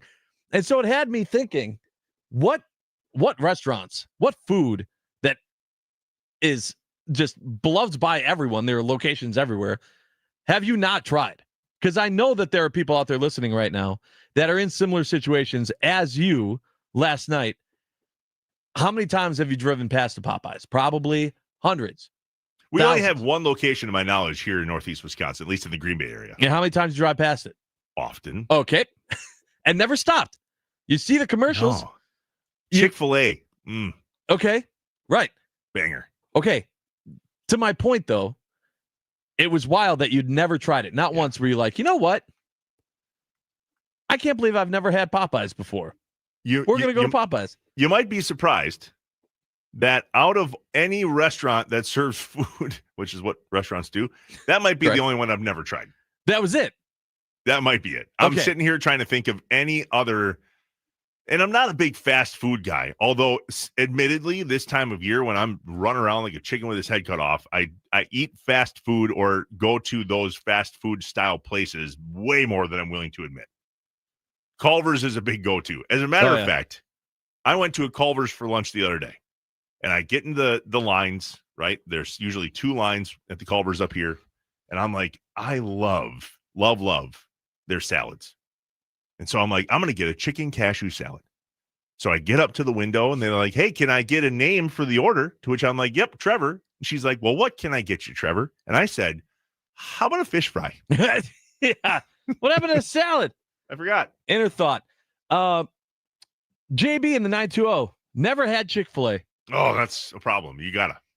Okay, but do you that response from you is exactly what I'm saying. That's exactly. Did you feel that way about Popeyes? That's exactly how I felt last night. That's exactly how I felt last night when you said, "Yeah, just had Popeyes." How is that the first time you've ever had a Popeyes chicken sandwich? The 920. I just had Popeyes for the first time 2 weeks ago. That's JB. Whoa, JB. He just had Popeyes for the first time, and he's never been to Chick-fil-A. Come on. See, Popeyes was good, but it's no Chick-fil-A. I mean, I really see. When it comes to chicken sandwich, like there are people that will go to war over the fast food chicken sandwiches. The 414 262. said, I've never been to Wendy's. That's already following this station. That's insane, period. I don't know how you've never gone to Wendy's. The 262 said, Trev, it's probably a good thing you don't eat much fast food. I agree. I completely agree. There's long periods of time in my life where I have gone without fast food for a number of months, if not years. Let me ask you, have you had Jimmy John's? Yeah. Okay. Oh, what a crazy thought. Popeyes is one location, brother. There's Jimmy John's all over the place. Have you ever had In-N-Out? Yeah, in Vegas. Oh, how many locations are there in northeastern Wisconsin? None. Oh, and yet you've had it. How weird. In Vegas. That's my point. That's a whole different experience, by the way. That's my point. You still had it. Whatever time of the day. You've still had it at least. Hey, we got to once. go to break. Mike Spofford from Packers.com up next. It's Inside Wisconsin Sports from Trevor and Josh. That's us on the Wisconsin Sports Radio Network, powered by the Potawatomi Sportsbook. Stay here.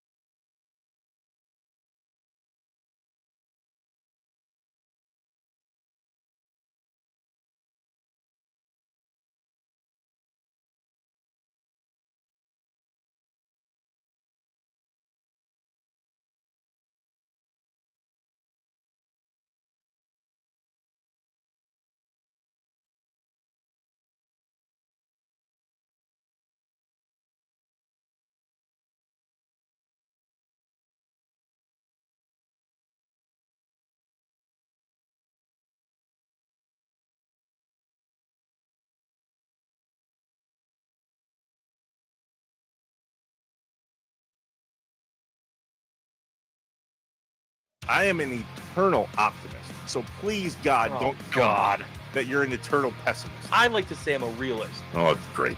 We're going to get along great. This is going to be great. This is Inside Wisconsin Sports with Trevor and Josh.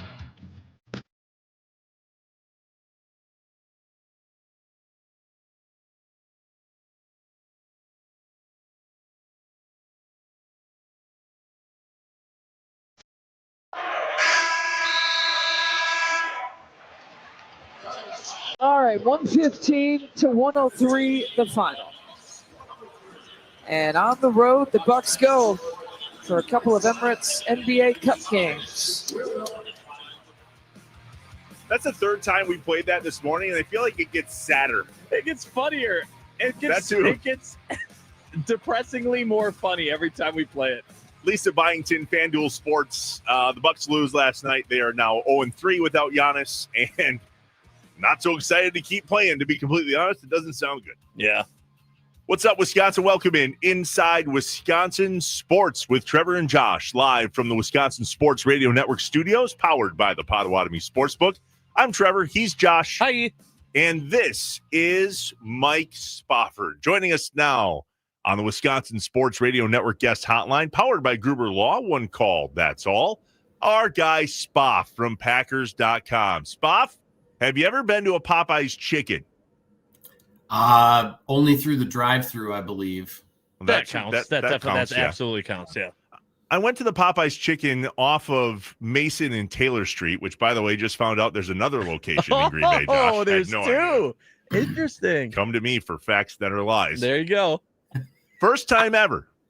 And Josh was like, how was that the first time ever you've been to a Popeye? So we're wondering, Spoff, are there restaurants that you should have been to by now in your life that you haven't been to? Like, have you been to a Chick-fil-A? Yes, I've been to a Chick-fil-A. Yeah. Culver's? Oh, yeah, Culver's for sure. In-N-Out Burger? I have not been to an In-N-Out Burger. Okay. That is one I have not been There's to none in my here. life. That's why. Right. I'll give you a pass on that. Are there any, though, that, like, stand out in your mind of places where you know you haven't been there, but it's just you're like, yeah, I know. I haven't had that yet. It's not that I'm against it. I've never gone there. I've never ate that food. I've heard people talk about a place called Raising Cane's. Oh, yeah. Yeah. And I have not been to one of those, but as much as I've heard people talk about it, I feel like I probably should frequent one at some point. Yep. I just saw an announcement that Raising Cane's is opening 6 more stores in Wisconsin sometime soon. Okay. We stopped at a Raising Cane's on the way home from our last road trip in Gatlinburg, Tennessee, and it is phenomenal. Those are the greatest chicken tender finger things I've ever had. Yeah, chicken tender finger things with the sauce that That's is a technical unreal. term. You know what? We Mike. didn't invite the Packers.com guy to talk about. It's me just trying to get out of this. What do you think he doesn't eat? No, I think he does. Not saying. as much as I do. Fair. All right, Spoff. It's on to Detroit. We barely had the Packers eat on Thanksgiving in Detroit. Ew. There you go. I get a little... Turducken. So it's unfortunate that we have to move on from a solid victory against the Vikings, although they're dog you-know-what, on to the Lions, who we saw in week 1 when we looked, frankly, probably our best against a team that's worthy. Is this a make-or-break game? Let's start there for the Packers on Thanksgiving Day. I mean, it's not a make or break game by any means, but I do think it becomes a lot harder to win the NFC North and become division champions if you don't win this game, because you will fall into third place in the division with a loss here, regardless of what happens with the Bears on Black Friday against the Eagles. And if you're sitting in third place, having 2 teams to jump over with only 5 games to go, that becomes a tough hill to climb to win the division. You do have 2 games left with the Bears, so your opportunity to get in front of the Bears is there. But if you lose this one to the Lions and you fall behind them, then, if you're going to win the division, it becomes, scoreboard watching and whatnot. And, so if you want to win the NFC North, or at least have a really, good chance and not just sort of the slim chance, then I say you got to go into Detroit and get this one. Mike, obviously, Packers just winning is the answer to all of these questions. But taking that out of the equation, who do you think is less likely to have their season fall apart down the stretch here, the Bears or the Lions? I would say the Lions, just because they're the seasoned team that has been there and done that. They've been in the playoffs the last couple of years, and I don't take anything away from the Bears. I know that they haven't, beaten great teams and whatnot, and their schedule certainly gets a lot tougher here down the stretch. But the Bears are winning games, and they're proving that they're a crunch time team. When it comes down to the last 3 or 4 minutes of the game, the Bears are, tough, and they're going to find a way to win most of the time. And that's a lot of times what it takes in this league. That being said, now the question is, can they do it against better teams, because their schedule gets tougher down the stretch? But the Lions, that's you don't go 15-2 like they did last year in this league. And, they got to the NFC Championship the year before. This is a bunch of guys that are battle tested for sure. And, the Lions are going to try to make a strong stretch run here, and they're going to look at Thursday against the Packers as what should be the start of that for them. Mike Spofford, Packers.com, joining us on Inside Wisconsin Sports on a Take Back Tuesday, Spoff, where typically, if we have regrets of things that flew out of our mouth in the last week, we like to take them back on Tuesday. And so we started the Take Back Tuesday segment in the 7 o'clock hour with, I wondered if people wanted to take back calling for Matt LaFleur to be fired. And by the end of that segment, I wasn't so certain I wanted to take it back anymore. So as we look at the success of the Packers and the success of Matt LaFleur, is there a chance in your mind, Spoff, that he makes the playoffs and still the Packers decide to move on? And we were led to believe that if the Packers don't make the playoffs, there's a high likelihood that the calling for Matt LaFleur's job is going to get really loud. But where do you stand on the whole, do wins fix all the problems? Is making the playoffs good enough for the Packers, or should we have expectations for more? That's a really good question. I mean, and it's certainly the kind of thing that Ed Policy, as the new president and CEO, is going to be looking at the end of the season when he evaluates everything. Obviously wins fix everything. If you make any kind of a run in the playoffs, I don't think anybody's talking about job security at all. With regard to, if you make the playoffs but you don't win a game, that's where, it gets kind of tough. And maybe that comes down to, how does that playoff game look?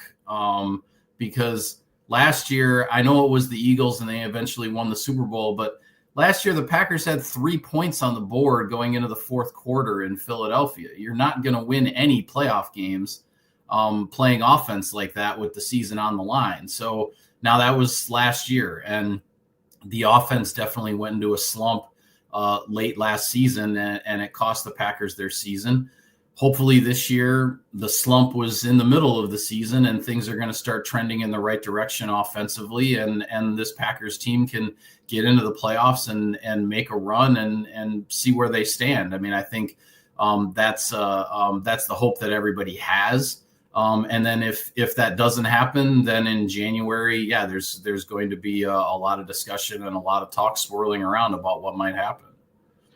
Mike, a lot of people have been talking about the expectations of Jordan Love and his level of play. I went on record saying that I think that Jordan Love doesn't have to have elite Hall of Fame quarterback-like play because he has a really good defense on the other side. And so he just has to play good enough to win. And yet a lot of people are saying that the way that he's playing isn't good enough to be what the Packers are expecting from him.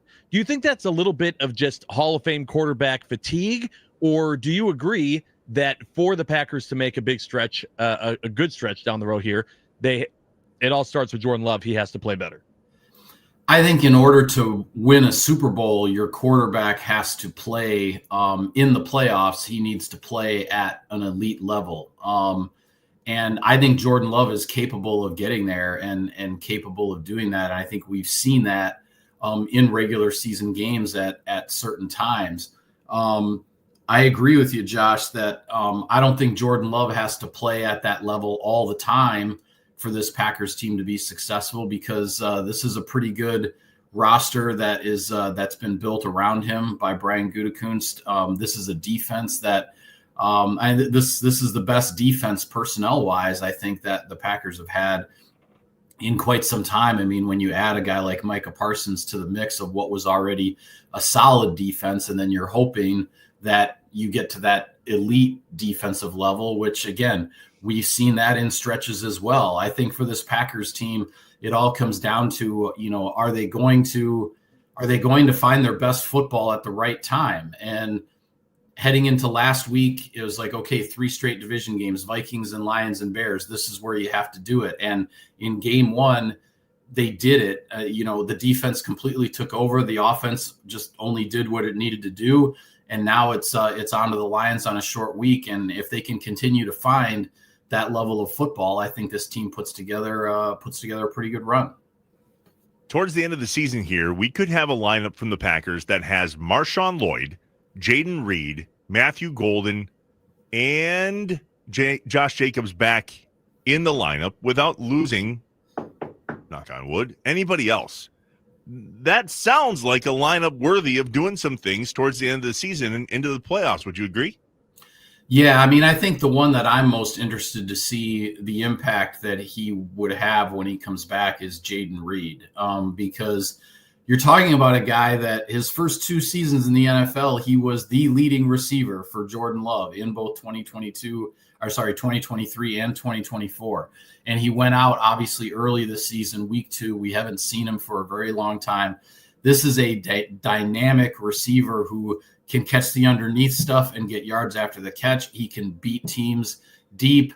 How is this going to look pairing Jaden Reed with Christian Watson and Matthew Golden, getting all 3 of those guys and that level of speed on the field at the same time?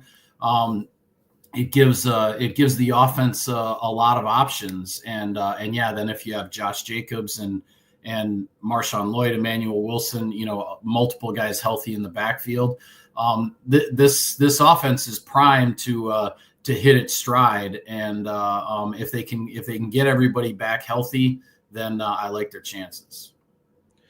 One of the big factors that people have been talking about as well has been the O-line, and it's kind of been all over the place. And then you lost Tucker Kraft and what he added to the line as well. Where are your thoughts when you're analyzing this team just on the offensive line? Do you see it getting better, staying the same, then making more changes? To me, it's just kind of a question mark right now along the whole O-line. Yeah, there's been so much shuffling around and dealing with injuries and platooning players, and you haven't had that one unit that has been able to settle in and play like week after week after week, right? Like that's what you want. And the irony in some respects is that's what the Packers had last year. They didn't have any injuries on the offensive line until the playoff game, and then Elgton Jenkins goes out and everything falls apart up front against that Eagles defensive front. And your season ends, partly because of one big injury on the offensive line. They've dealt with the injuries, the shuffling around. I think Sean Ryan, hopefully he can settle in at center as Jenkins' replacement. We saw Anthony Belton come in at right guard. He seems to maybe be taking over a little bit for Jordan Morgan at that spot. You're solid at the tackles with Zach Tom and Rasheed Walker. You've got 2 experienced guys there. Aaron Banks at left guard. He hasn't been healthy. He's been in and out of the lineup all year. If he can stay healthy and settle in to his position and what he's doing, hopefully it's a group that can start to develop some continuity here down the stretch. They haven't had it so far, but if you get it at the right time of the year, it can go a long way. Mike Spofford from Packers.com joining us on the Wisconsin Sports Radio Network guest hotline powered by Gruber Law. One call, that's all. Spoff, I know you travel with the team. You go to all of the games, home and away. What is travel like for the Packers on a holiday like this? You leave tomorrow for Detroit. You play Thursday. Are you back on Thursday in time to enjoy Thanksgiving, or do they hand you a turkey, mashed potato, green bean casserole meal as you get on the bus to head to the airport? Well, they do give you some food for the plane if you want it on the ride back. Fortunately, I have a family that's very forgiving, and they're willing to wait for me to get back after the game. We're probably going to be getting back, I'm thinking, 6:30, 7 o'clock. on Thursday night. So a little bit of a late Thanksgiving dinner, but as long as everybody has enough snacks and stuff during the day, it works out. What I am bummed about, though, because I've covered this Thanksgiving game in Detroit several times, is that they moved it from 11:30 to noon for the kickoff. That early Thanksgiving game used to be 11:30. I'd get home a half an hour earlier than I'm going to this time. So dinner is just a little bit later. But if it comes with a Packers victory, then it's all good. Yeah, every minute counts. Every minute counts on Thanksgiving. on Turkey Day. Yeah, absolutely. All right, so Mike, we talked a little bit about what this game means for the Packers down the stretch. How do you see this game going specifically? What are the big things that the Packers need to focus on to beat a Lions team? Because the way that we felt after week 1, after beating the Lions, I do not think is how Packers fans are feeling going into the Thanksgiving game against that same Lions team. Yeah, and the Lions have definitely, found a lot more of what they want to do offensively with, they had the new offensive coordinator back in week 1, and Dan Campbell as the head coach took over play calling a couple of weeks ago. And, when I look at this game defensively for the Packers, you got to find some way to contain Jahmyr Gibbs. I mean, this guy is just scary. I mean, 264 yards from scrimmage, I think it was, against the Giants on Sunday. He had 2 long touchdown runs. He had another long run where he was pushed out of bounds inside the 5-yard line. I mean, this guy Gibbs is just a home run hitter. And unlike in baseball, when you can just intentionally walk the home run hitter and you don't have to face him for a couple more innings, you have to tackle Jahmyr Gibbs or he's going to make you pay every single time he's got the ball. So that really is the biggest key that sticks out in my mind defensively for Green Bay. On the offensive side, it's really just about it's about being efficient. The Lions are a defense that they like to take chances. They will they'll call kind of the crazy blitz, or they'll call some crazy coverages to try to confuse the quarterback and get an interception, whatever the case might be. If they're gonna play, kind of that careless brand of defense, you have to be able to take advantage of it. The Giants did. The Giants put up over 500 yards against the Lions just a couple of days ago. So there's no reason to think that the Packers offense can't have a good day in Ford Field if they take advantage of what's there. You got to block Aiden Hutchinson. That's the one guy who can wreck everything. He was back, week 1. Aiden Hutchinson was back from the long layoff the previous year. It was his first game. He wasn't the same Aiden Hutchinson that he is now. He's a real challenge, but I think the Packers offense can have a really good day. It's just a question of, can the defense continue to play the way that it has against a much better offense, because this Lions group is going to be tough at home. We appreciate you jumping on, Mike. Mike Spofford, Packers.com, writer, video, podcast host. You cook over there too? No, I don't. I let others handle those. He's been to Popeyes. You ever been to Whataburger? No, never been to Whataburger. Me neither. I think there was one in Green Bay for a hot second. Is that was there?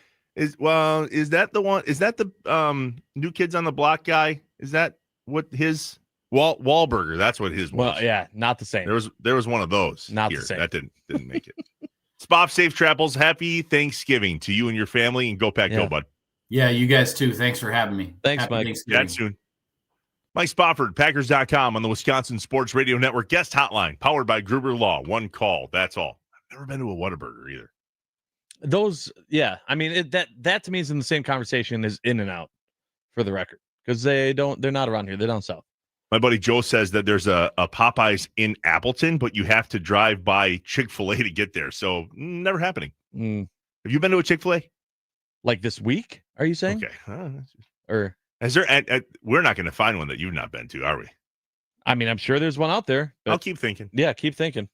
When we get back, we have youth sports to talk about, and we have questions. And this is a hot topic. So the Nicolay Law Fan Talk and Text line, get ready. 414-677-1250. Youth sports. It's a bonus I have questions segment. Inside Wisconsin Sports with Trevor and Josh from the Wisconsin Sports Radio Network studios, powered by the Potawatomi Sportsbook.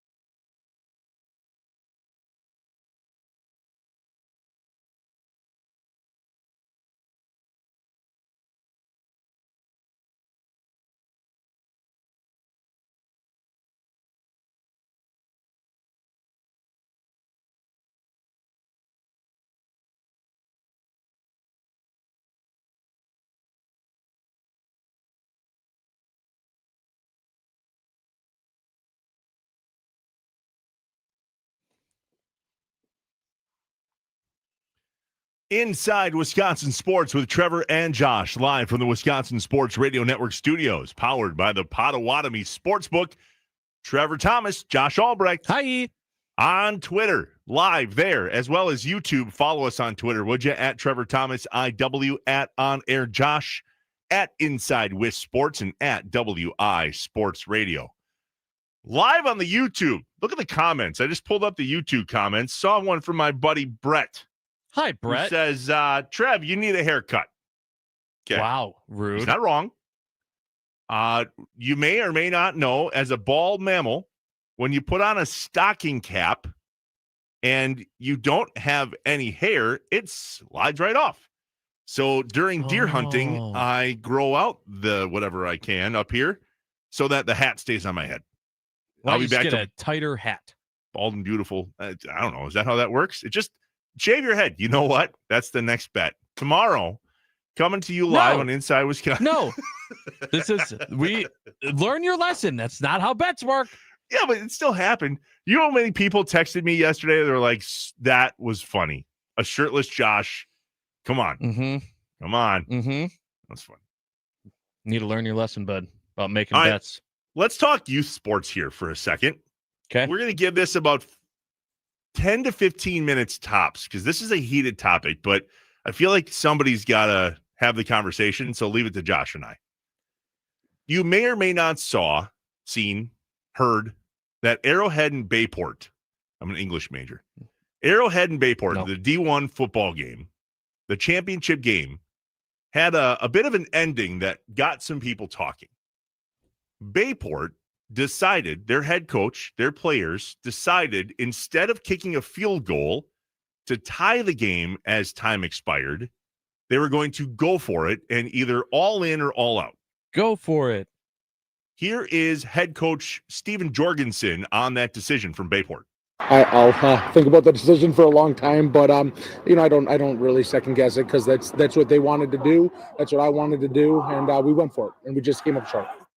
All right, Josh. So you brought something up last night that got me thinking and probably kept me up longer than I wanted to be last night. And it was in regards to if you're a parent of a high school athlete that was in that situation, what would happen? Well, the conversation started, take it back a step further, of you asking me, how I would have felt in that situation with that call. Should he have gone for it? Should they have kicked the field goal? Blah, blah, blah. And I had to take a step back and go, well, you got to remember, this is high school sports. This is not, I think that collegiate sports and professional sports have very much been blended more now with the NIL deals and everything else than they used to be. But high school sports are still about more than just the sport, right? It's about your growing character, you're growing young adults, you're teaching them things. And we've seen way too many stories of parents freaking out and having it be about them and parents going after refs, etc. I do not have any children that play high school sports. Right. If I did, I feel like my answers and response to this question changed dramatically. As an outsider looking at this, I go, I don't understand how you can be mad at the coach because you need to remember what this is. It's a high school sport. The coach made a decision, and that's it. No one lost money on this. No player, right? No player that was on either team is going to lose out on a contract, an endorsement, or something because he went through that play. We hold collegiate and professional players and coaches to a higher standard because they're getting paid lots of money to play a game. That's not the same situation in high school. All of that argument being said, then I said to you, Trevor, you have a kid that plays high school football. You might look at this situation and have a completely different outlook than I do. I think there's a difference between having thoughts and ideas and questioning a call like this and yet overall supporting the program that your son or daughter play in. The problem with high school sports, in my opinion, and people taking too much time, effort, opinion, and not necessarily just keeping it to themselves, but spreading the love or the hate in a lot of cases all over the place. The problem with high school sports is elementary and junior high sports. The problem is the root cause. Youth sports, the way I grew up, are dead. Gone. I've talked to a lot of buddies about this. The fact that we're making second graders, third graders, fourth graders choose their sport, that we have to report back at that youth age to the high school coaches and what practice plans are, that is hogwash. And it's ruining it for the high school level. Because now at the high school level, there are worthy athletes choosing not to participate in a high school level sport because XYZ player has been the guy since third grade. Just ask. Oh, wow. I'm telling you, man, it is bad.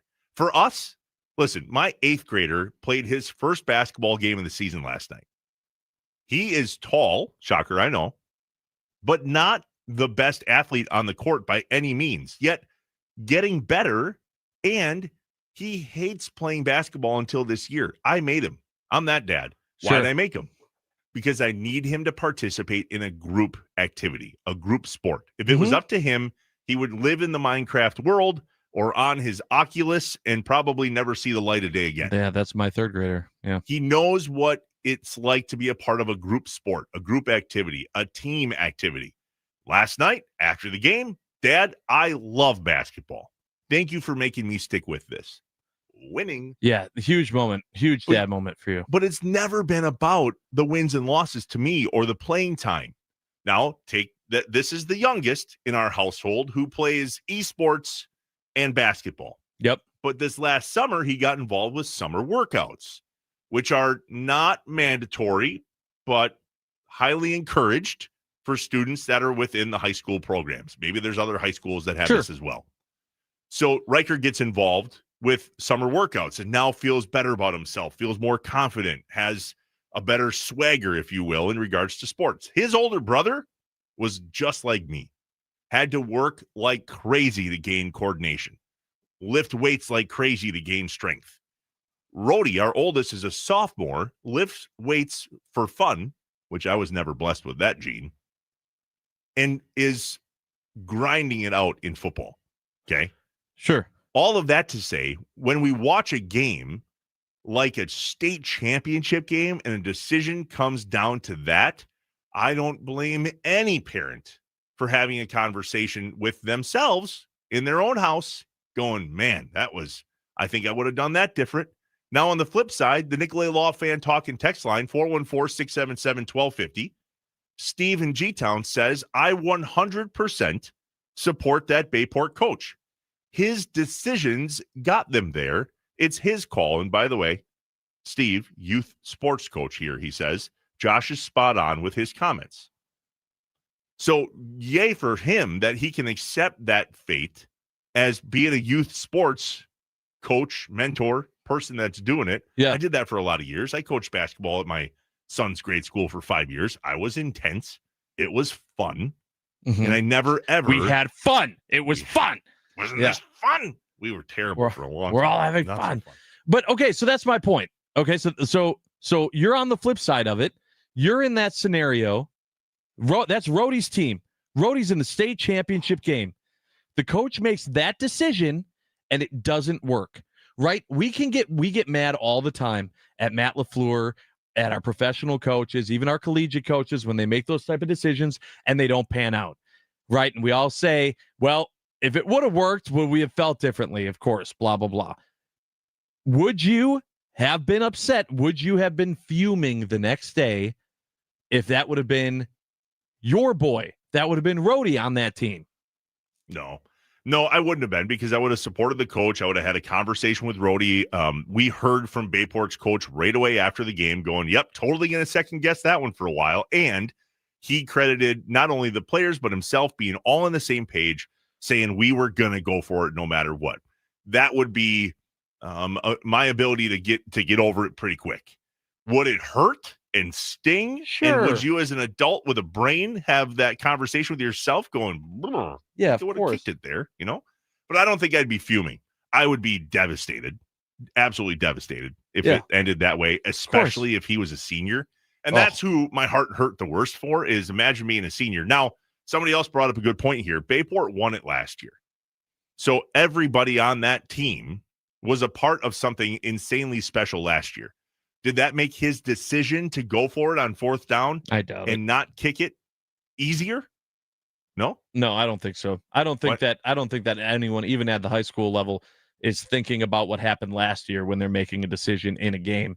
But I think it's important to remember that if they would have gone for it and they would have gotten it, your heart was going to break for the Arrowhead kids too. Well, I don't have a kid on that team, though. I mean, that's what we're But talking you don't about, right? you don't have a kid on one either team or the other. That's what I'm saying. So regardless, I don't have a kid on Bayport for the record either. right? So that's what I'm saying. So regardless, when it comes to high school sports, you're going to feel bad for the seniors in their last game on either side. That's just how it works, because they're not getting paid millions of dollars to also play the game. This is it for them. But I still think that anyone that was even feeling that way, and just in general about youth sports, it's become, as we as parents have so deeply been ingrained in watching and viewing and feeling professional and collegiate sports, that it's very hard for us to take that hat off and put on I'm watching my kid play sports hat on and view that differently. Because you got to remember, it's not about you. It's about growing your kid and the character and who you're having your kid become as an adult. That's the most important thing. As much as we all want to win, of course, I would be pacing like crazy. I wouldn't be able to sit at all. But at the end of the day, that's what it's got to come down to. If only it was that easy for some adults. And that's a key takeaway here. The kids aren't the problem. Majority of the kids aren't the problem. Some of them are. Some are. Unfortunately, the vast majority of adults in these situations are the problem. We are attempting to vicariously live our last high school days through our children, or last youth sports days through our children. Can't. Doesn't work. It's not going to fulfill you any more or any less. But to Josh's point, it's got to be about the kids. Let the kids be upset. Let the kids sleep that one off, or whatever the case may be. But as adults, we got to do better. And let's be honest, that's why elementary and junior high sports, youth sports, are screwed. It's the adults. Yeah. Leave it to the adults to screw up youth sports. And I mean, dumb. that's also something that's so good about having these coaches, right? Is that it's these kids at a very vulnerable age are getting mentorship, not just at home, but from someone else that's with them and enjoying a passion of theirs with them. Be supportive of that. More than likely, every single one of your kids, just like on the professional level, is going to end their season, their careers with a loss. That's just how sports goes. That can be a lot to take when you're in high school and your whole identity is being a member of the football team or the basketball team or whatever it is. You got to be supportive. If they see you in the stands being more upset than they were and wanting to yell at the coach, come on, man, what are you doing? Here's the worst part about it for me. The difference from when we were kids playing youth sports, and I'm 42. So if you're anywhere near my age, whether you're closer to Josh in his mid-30s or closer to somebody else in their late 40s, there was no club team. There was no ability for you to go and buy your kid's way onto a team to quote-unquote play more. If you didn't like what was going on in the program, you either chose to support the program and figure it out, or you found some intramural team that maybe was playing pickup church league basketball on Saturday mornings. That was it. Mm-hmm. I didn't have the chance to go and play baseball for something else or someone else. It was the Jefferson Little League or pickup ball at Stoppenbach Park. Yeah. There was no in between, and that's not the case anymore today. Shocker. When adult money gets involved, things get screwed up. Yeah. Mic drop. When we come back, what's up, Wisconsin? What do you got going on today? What's tonight look like for you? Any high school sports for you? Yeah, I was going to say, maybe youth sports on your calendar? Looking forward to going to that one, are you? Gonna yell at a coach tonight? Yeah, let's fix it. Would we please? And props to Bayport's coach. Made a very Agreed. tough decision. It didn't work out. And if anybody's lambasting him over that, get your head on straight. Well said. This is Inside Wisconsin Sports, live from the Wisconsin Sports Radio Network studios, powered by the Potawatomi Sportsbook.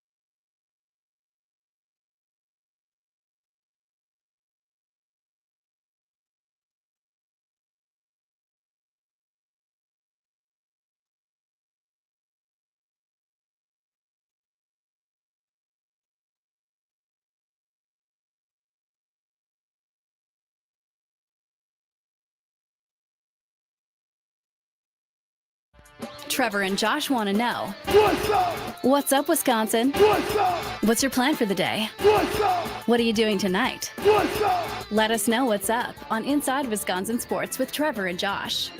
The Nicolay Law Fan Talk and Text Line, 414-677-1250. What's up? Ironic, Josh. There's not a lot up. Yeah, that's true. Milwaukee Panthers have a game at Panther Arena tonight in terms of college athletics that we would be paying attention to, basketball and so on. Oh, wait, what's that? Oh, the youth high school basketball season kicks off tonight. Oh, okay. Let's all look in the mirror. Yep. Together. Yep. I want every adult to look in the mirror before they leave and point and say, it is not about you, and then get in the car. The problem is majority of the adults understand that. We're all on the same page for the most part. Yeah. The Nicolay Law Fan Talk and Text Line, 414-677-1250. So many texts came in about the youth sports conversation. Some blaming the money. Some saying that if it's the kids who are the issue, most likely they have parents who are the bigger issue. Now, you know me, Trevor. I love to play devil's advocate. No. I know. And so I'm not saying that this is my stance. I'm not saying this is how I feel. However, some of these parents that are very passionate about their kids and what they do, first of all, I don't think that's a bad thing. Okay? I think it's a good thing. There's a flip side of that, of the kid stepping out onto that court and looking into the stands and not seeing their parents in attendance. Also true. And that is a lot worse, in my opinion, that a parent that is there, but, super into the game. The other thing is, a lot of youth sports, it's a commitment for your time and your finances. Mm-hmm. It's a lot of money and time goes into that. So I can understand, too, those are adult problems for your kids that can make it difficult to stay calm when you're not seeing the results that you want to see for your child. I'm not saying it's the right answer. I'm saying I can see that being a factor. Again, I don't have a child in youth sports, so I am completely on the outside looking in on this. But if I'm committing a lot of my family's finances and time to a youth sport, and I feel like they're not getting the experience that I want them to be receiving, that could be upsetting. And then I might say something about it. So you would say something. Is that what I'm saying? That's an argument for Have you that ever side. coached youth sports? No. Have you ever umped or reffed youth sports? No. Okay. There are things. So Ian on the Nicolay Law Fan Talk and Text Line, 414-677-1250. At the end of the day, what we're trying to teach these kids are life lessons. Mm-hmm. When to be aggressive, when not to be aggressive, when to go for it, when not to be a go for it. Calculated risk. In life, I feel like all of us should have to do one, if not all of these three jobs in order for us to have a chance at adulting. One is the restaurant industry. Yep. Every last one of us should be a busboy or girl, a waiter or waitress, or a cook or some sort of kitchen staff, a hostess. I don't care. Work in the service industry so that you know what it's like when you have such high standards for what your expectations are in a restaurant. That's one. Two, retail. For the love of God, if you grab a piece of clothes and throw it on the ground or on another piece of clothes, you've clearly never worked in retail. Everybody should have to work in retail to understand what that's like so that when you shop in a retail store, you understand what you're doing to somebody else that's got to pick up your mess. And number three, if you're involved at any level with youth sports, whether it's as a coach or a ref or an ump, and if you're not and you have a kid playing and haven't done those, then personally, I think you need to shut your mouth. Sure. If you've never coached and you've never reffed and you've never umped, how do you understand? Just because you write a check? Well, and here's the bigger, where all of these tie together. Whether it's a service industry, retail, or something with youth sports, all can have problems that come up. You can have concerns. You can have a concern about your meal. You can have a concern about some type of retail item. You can have a concern about something that's happening with your child's youth league, youth sport. The way that you handle that in those situations as an adult is the big factor. You have a problem with your meal, you don't yell at the server. you politely explain the situation. They don't want you to be pissed about your meal either. You act like an adult. You have an adult conversation. You don't yell at the person stocking the shelves, making minimum wage at Target because they don't have your size or whatever the heck it is. You politely ask the question or ask for someone who might know the answer. Same thing in youth sports. You don't just start yelling at the coach, especially in front of the players, but maybe if you are frustrated or you don't think that your kid is getting the experience that you're paying for, then you try to have a conversation with the coach and say, hey, what can I be doing more at home? How can we be more involved in Johnny or Billy's life to make sure that they're getting this full experience? Have a conversation with the people, be adults. That's what it comes down to. It's a tale as old as time. I have a core memory of watching two dads try to choke slam each other at one of my Little League games when I was a kid. And ironically, the police officer that was the undercover cop in my community was standing right there, separated them quite quickly, and onward we go. Oh, let's serve alcohol at youth sporting events too. What could go wrong? Crazy. This is Brad in the 414, by the way, on the Nicolay Law Fan Talking text line. He said he heard a mom yell from the stands at a second grade intramural basketball game, quote, if you don't take him out, I'll go down there and show you how to take him out. I had a mom sit behind me. Oh, my God. On the bench. I was coaching, and I had a mom come over to the bench in the game and sit right behind me. She wanted to have a conversation about playing time right then. Moms, dads, come on. We can do better. Yeah. So let's make it upon ourselves. You know how I believe we're living in a matrix? Because this is probably never going to fix itself. And somehow on ESPN right now, they're showing Badger football highlights. Like, yeah, did I sleep through my alarm this right isn't now? Real. Something's wrong. Am I here? Our thanks to Mike Spofford for joining us on Inside Mike. Wisconsin Sports today. All the chatter on the Nicolay Law Fan Talking text line. We couldn't do this without you guys. And Patty jumping on with a gold medal in his hand. Team USA this morning in Japan won the gold medal for basketball in the Deaf Olympics. Congrats to all of them.